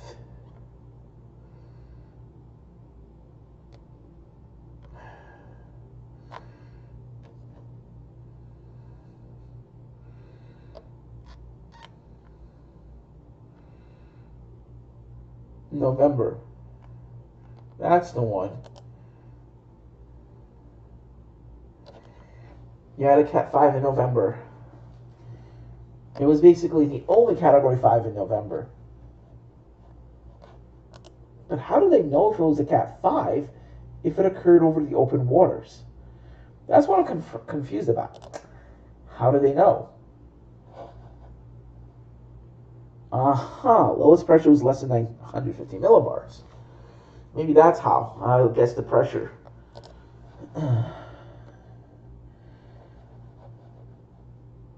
Maybe it was measured over a boat. Wait.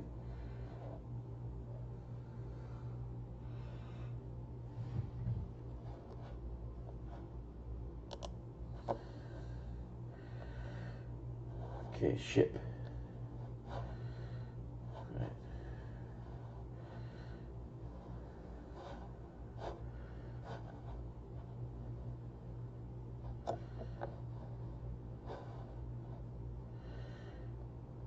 eventually estimated winds of around 200 miles per hour at the maximum of the storm and measured unusually low pressures.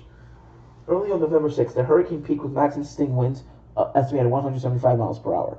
During that time, the SS Themis recorded a minimum barometric pressure of 915 millibars. Wow. This measurement was the lowest documented throughout the storm's existence, as this report did not occur within the hurricane's eyes. Wow. That means it might have even been lower, maybe sub 900. Who knows? The storm's true minimum pressure may have been much less. Wow. Wow. It really was a Cat 5. Imagine if Hurricane Hunter flew in there and they said, oh my god, it's 890, 880. This actually may have been the strongest storm. Incredible. Alrighty. Yep. It's definitely starting to undergo rapid intensification again. Yep. And I'll say landfall is going to occur somewhere around here. Maybe over here. But all I know is this storm is just, it's a powerhouse. They even had to cancel some of the Hurricane Hunter flights. Wait. It's en route? Wait. Ah, damn it. That's right, they canceled the flight. They aborted. It landed. They already landed.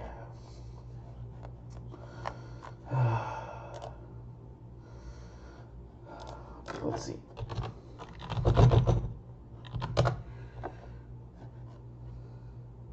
$923 millibars. Yikes.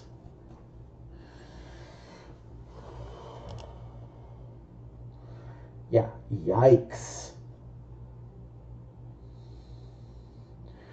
Definitely yikes. I mean,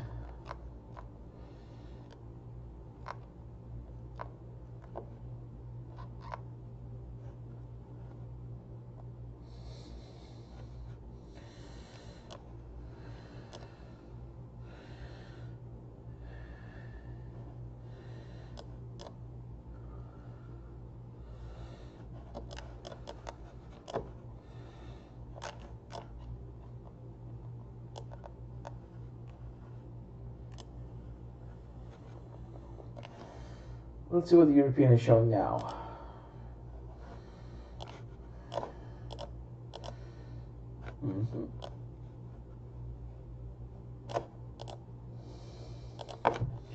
Yep. Conditions are very similar.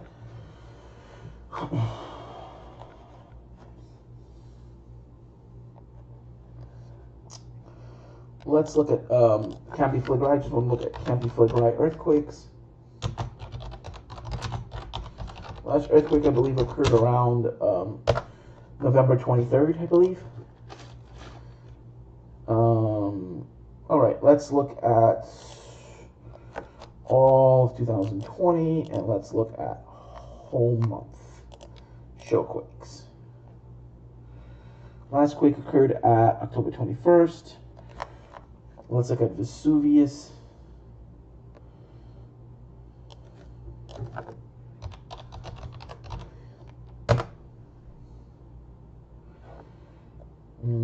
Last quake occurred around November 2nd. So last 2.0 I think happened in September. Yep, September 23rd at 2.3. But so far this year actually had more 2.0s than any other month at Vesuvius. So very active year. So this is actually the Vesuvius volcano right here. This is the current peak. This is the current cone. And this is actually the old volcano known as Soma. This is the Soma caldera right here. This volcano had a VEI of a 6, maybe even closer to a 7. Had a high NVEI 6 eruption. That is not a volcano, those are just mountains. So this is a caldera right here. This is Campi Flegrei. That's the Ischia volcano here. I know it doesn't look like a volcano, but you can actually see right there. It's a volcano. Stromboli is actually Right there. This is where Stromboli is. Stromboli is in this area here.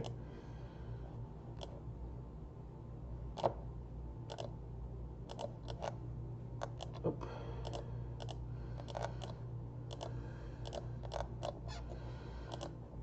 Where's Stromboli?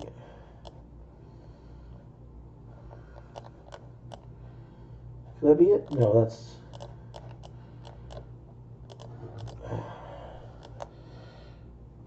That's Etna. I know it's probably near, that might be it there. Hold on. No. Yep, that is Stromboli. Wow.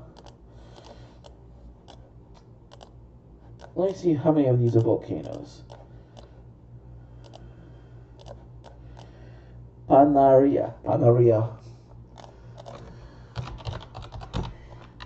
I think it's a volcano, yep. Maybe it's an old volcano, I'm gonna guess. Geography. Is an inactive volcano. There are thermal springs. Ooh, here's a village of Punta.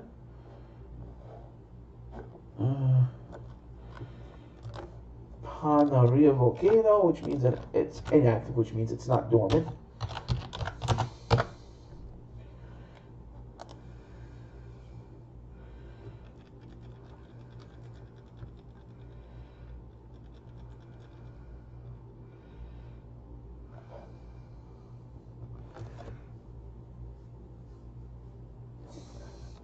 All right, let's look at this now.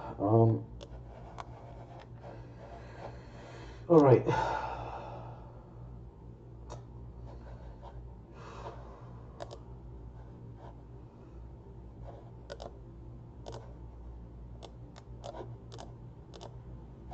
$999. Look at that, huh? But it's showing it a lot further east now.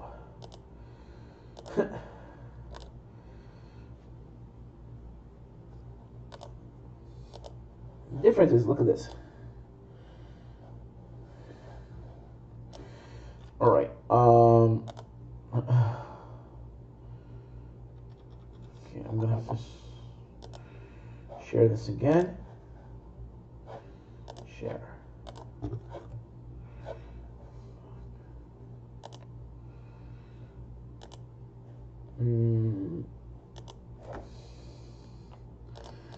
Share it again. Scare anyone's watching.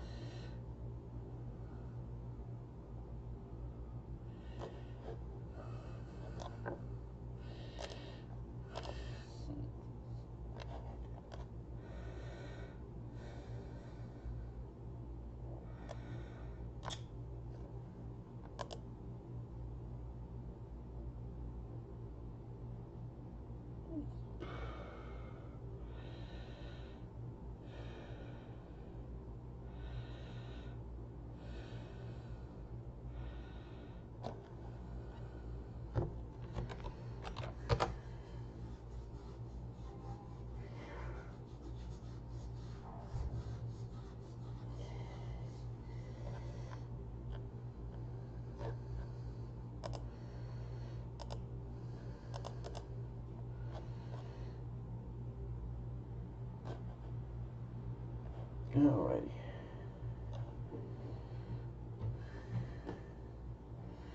Alright, let's go back to the stream.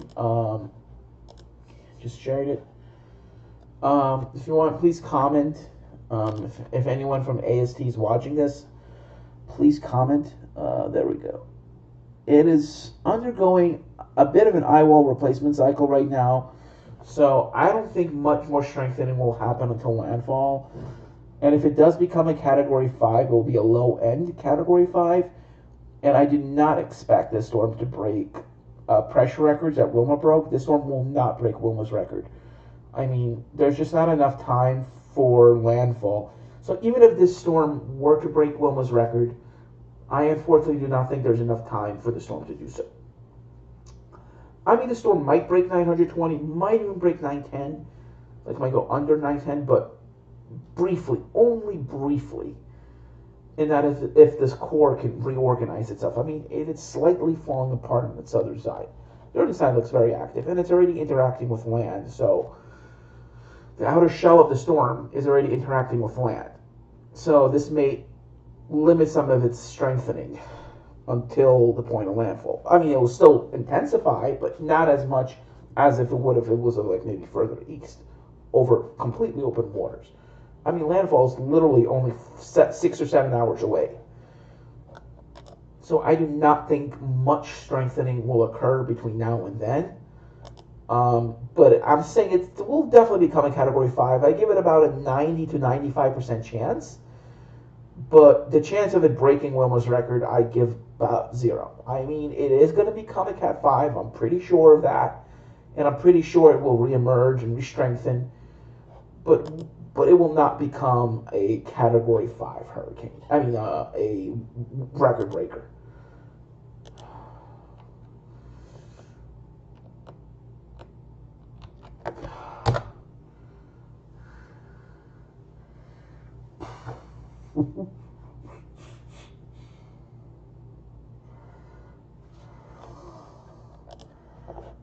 Oh, wow. That's about 135 knots.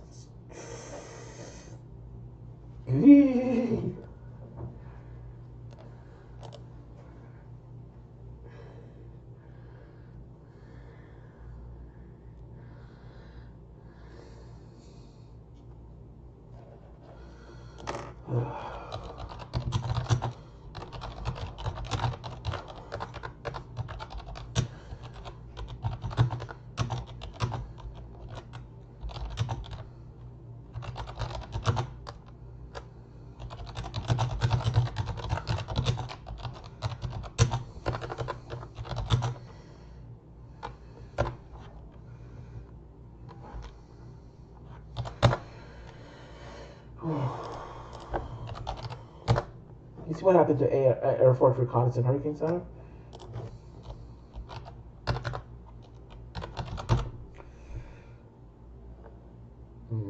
Which one is Air Force? I think that's the one.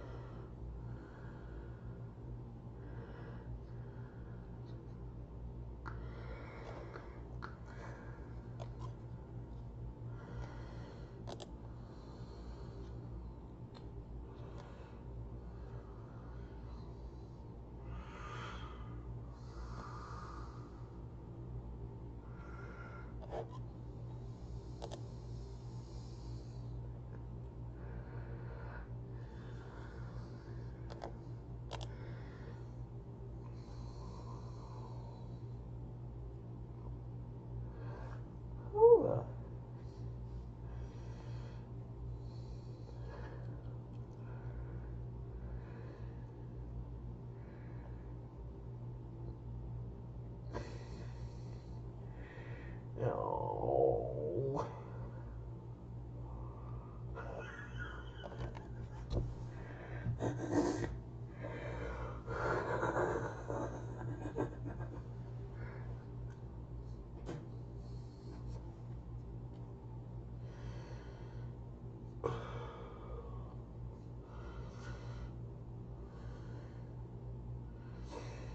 My God.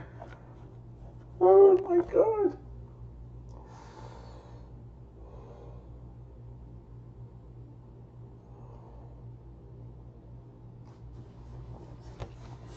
I mean, it's really close. It's literally freaking close. It's like, wait. Okay, gust 160. Wait. Did they just lower the winds? Okay, they lowered the pressure. Boom, boom, boom, boom. Jesus.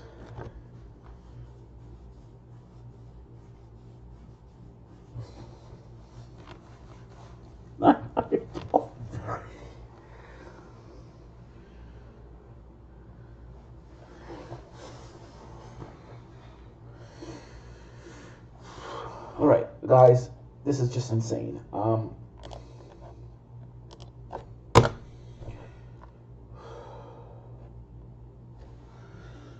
I mean, yeah, it is definitely moving west southwest.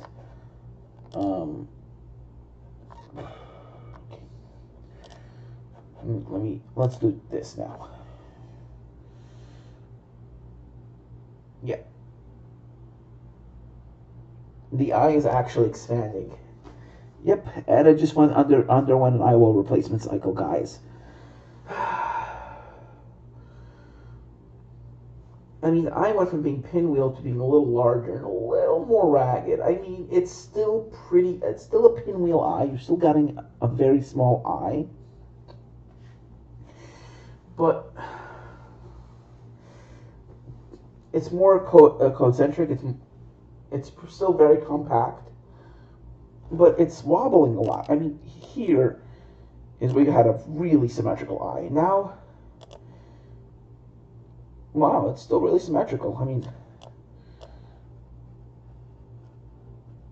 this is when you had a really symmetrical eye. Now it's like, it's a little ragged around the edges, but, and that is why it's wobbling, because it's ragged, because you don't have a perfect symmetrical eye. It's wobbling. And a lot of the reasons for these wobbles here and there are because of mesovortices. You're having mesovortices rotating around the front. Plus, it's a little pixelated. You could tell it's pixelated, especially on the edges. You can see the pixelations here because they're trying to basically count for the storm's, edge of the eye wall, like this wall of clouds and rain, basically. So the weather will basically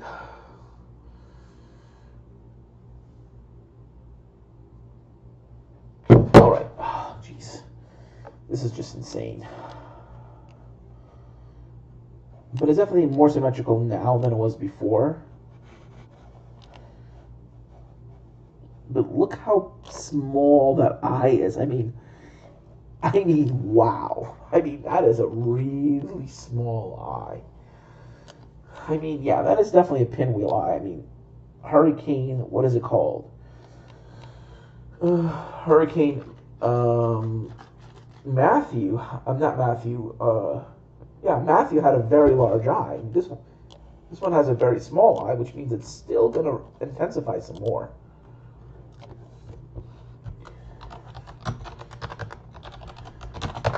I mean, I'm still looking for new Hurricane Hunter data to come in. Still nothing. There's no new missions coming in. So, let's look for another European update.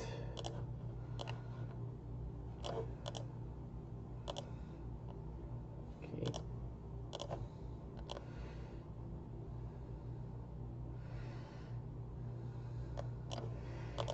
And let's see where it is now. Ooh. Ooh. Okay, let's look at Southeast United States. 991. I mean, yeah, not good. Okay, let's look at continental United States. Yeah, not good.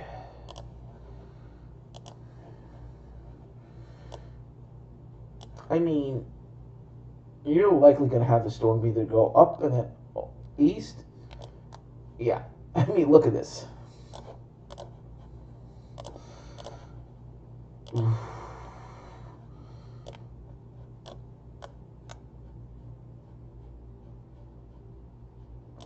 Yeah. Let's look here. See where it was. Okay, yeah, in the Caribbean. And then you have 930. I mean, you could very well do that, something like that. But now, guys, I'm really concerned about Eta. Right now. Like, I am really, really concerned. I mean, look at this. Yeah, the eye is definitely becoming more concentric. Yep. See the little burst of clouds right there? Right there. Yeah. This is going to be Cat 5 for sure.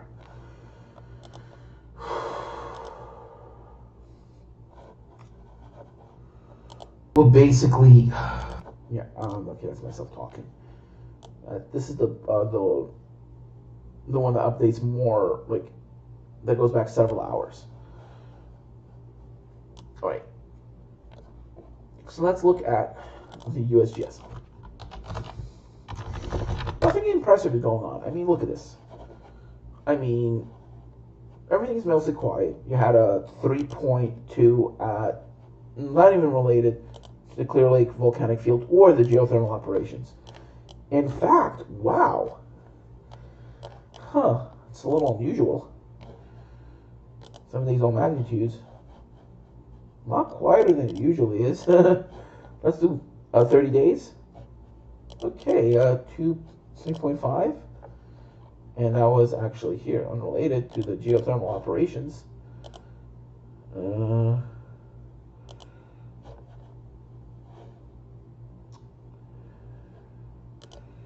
Should know related. Let's look here. You had a 2.6, probably strike slip for Felts. And this one was a 2.8 strike slip there. And you definitely had a lot of quakes in Oklahoma. Those are always happening because of fracking, of course. This is where people should not be fracking. Yeah. And the quake was a, not even mentioning it. Okay. This one was a 3.1 and was a, let's see.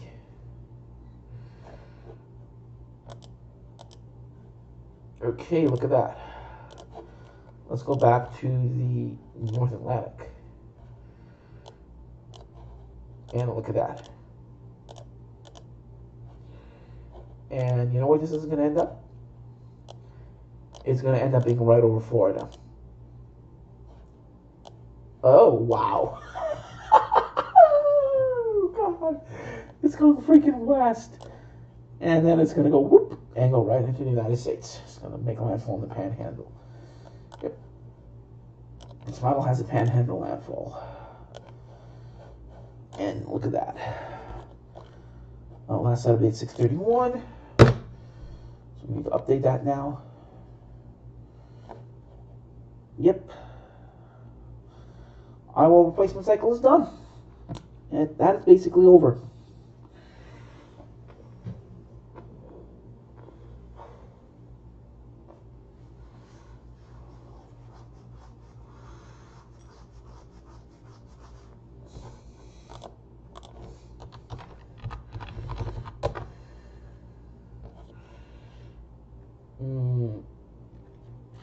So as of 2 a.m., 923 millibars. Storm details. West southwest at 5 miles per hour.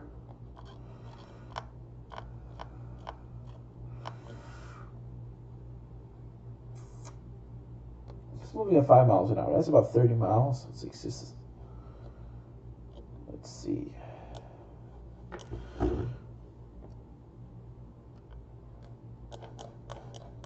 Let's see how many.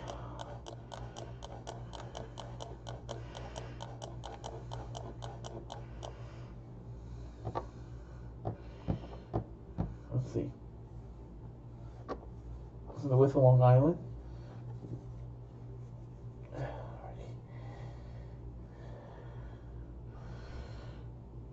Let's see, landfall is going to be in New York City. So,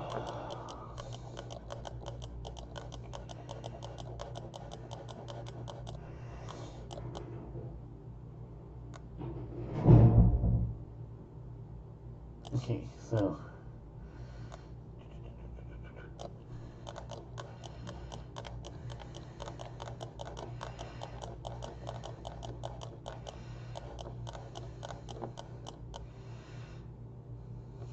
it's basically like going from like Oyster Bay, like from not much difference, to be honest with you.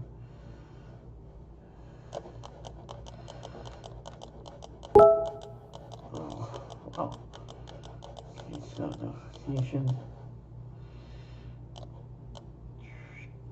So basically,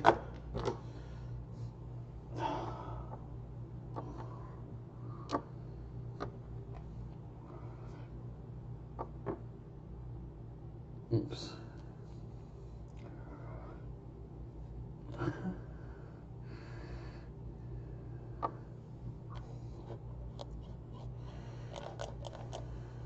Oops.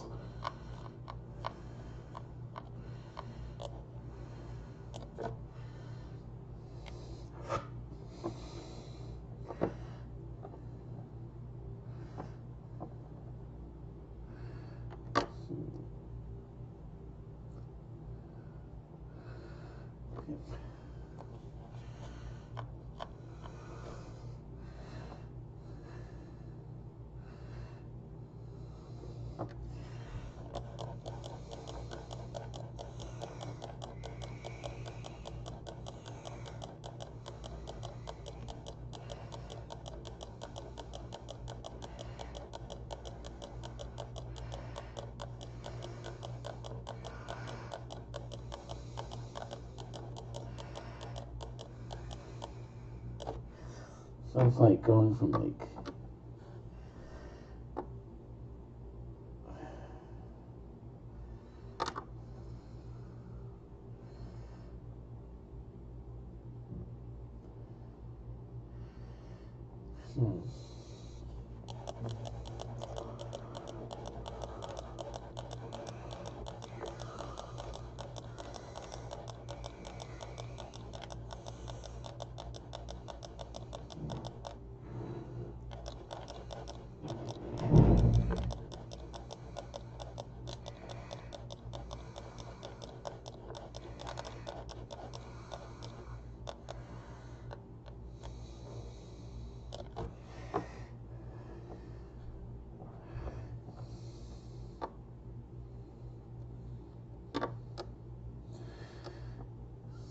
that.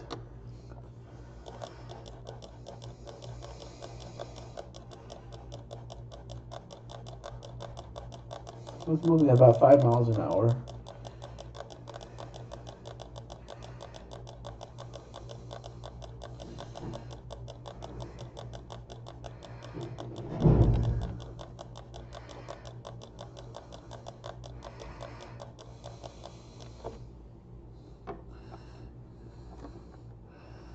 It's like going like from here. It's like 30 miles maybe. So yeah, landfall should be about 7 a.m. Yep. Landfall should be about 7 hours away.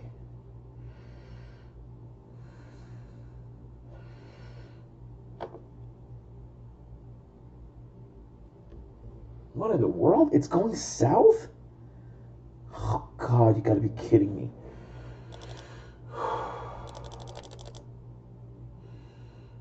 Yep. Look at that. And it's going back south. And of course it's strengthening again.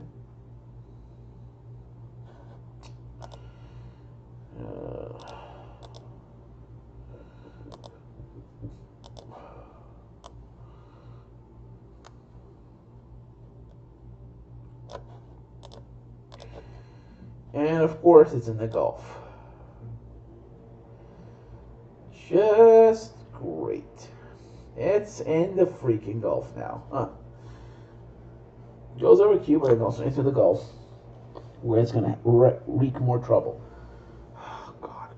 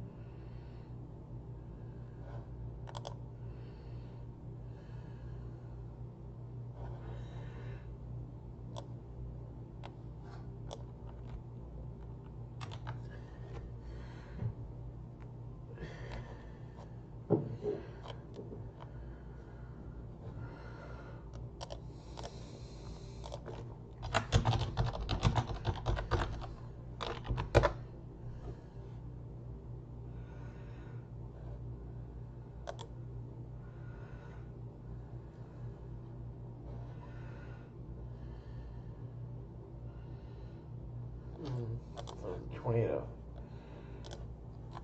Okay, let me redo that again. And yep, it just dipped south again. Yep. It looks like it really doesn't want to go inland. It's like, no, I don't want to go. I want to stay out over the water. It gets stronger.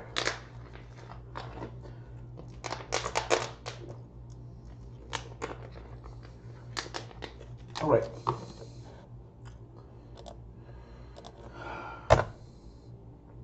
En route, there's literally no more missions going into the storm.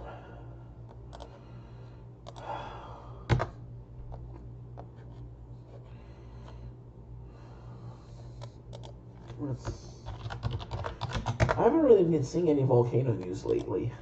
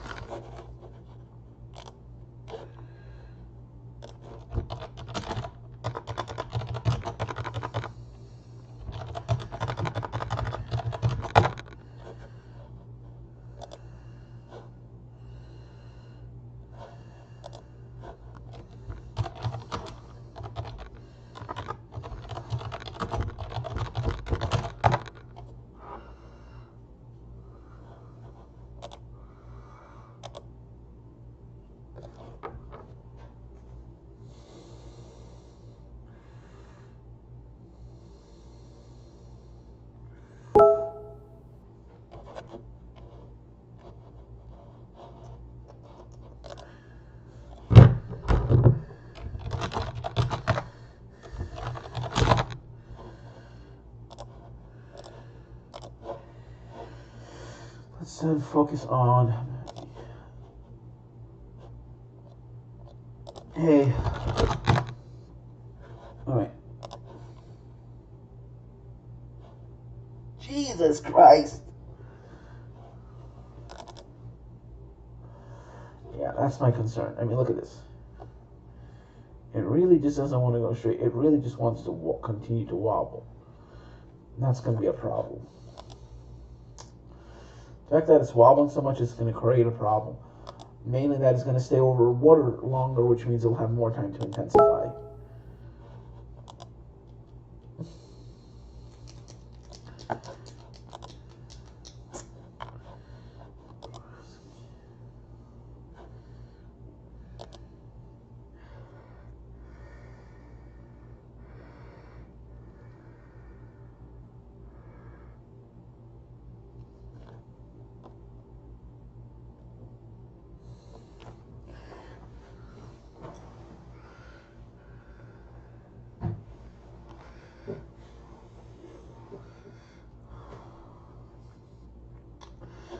Okay, guys, heading to bed now. I mean,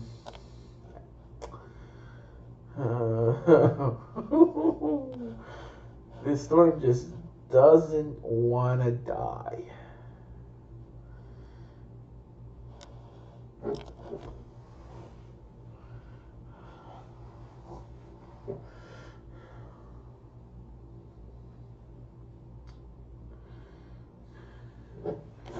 Let's look at COVID cases then.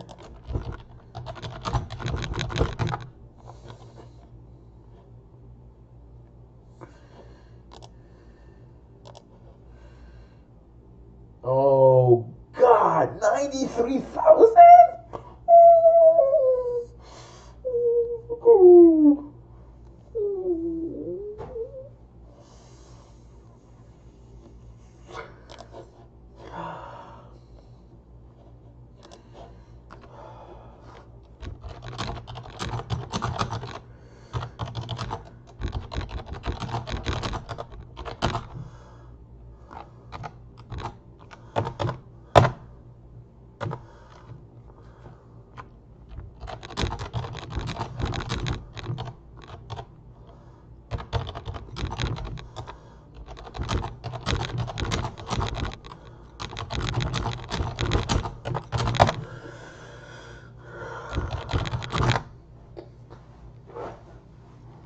Yeah, that's my main concern.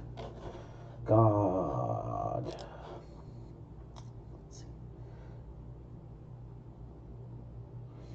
Let's see, compared to the 26th. Yep, 20,000 cases more, which means we might actually hit 120,000.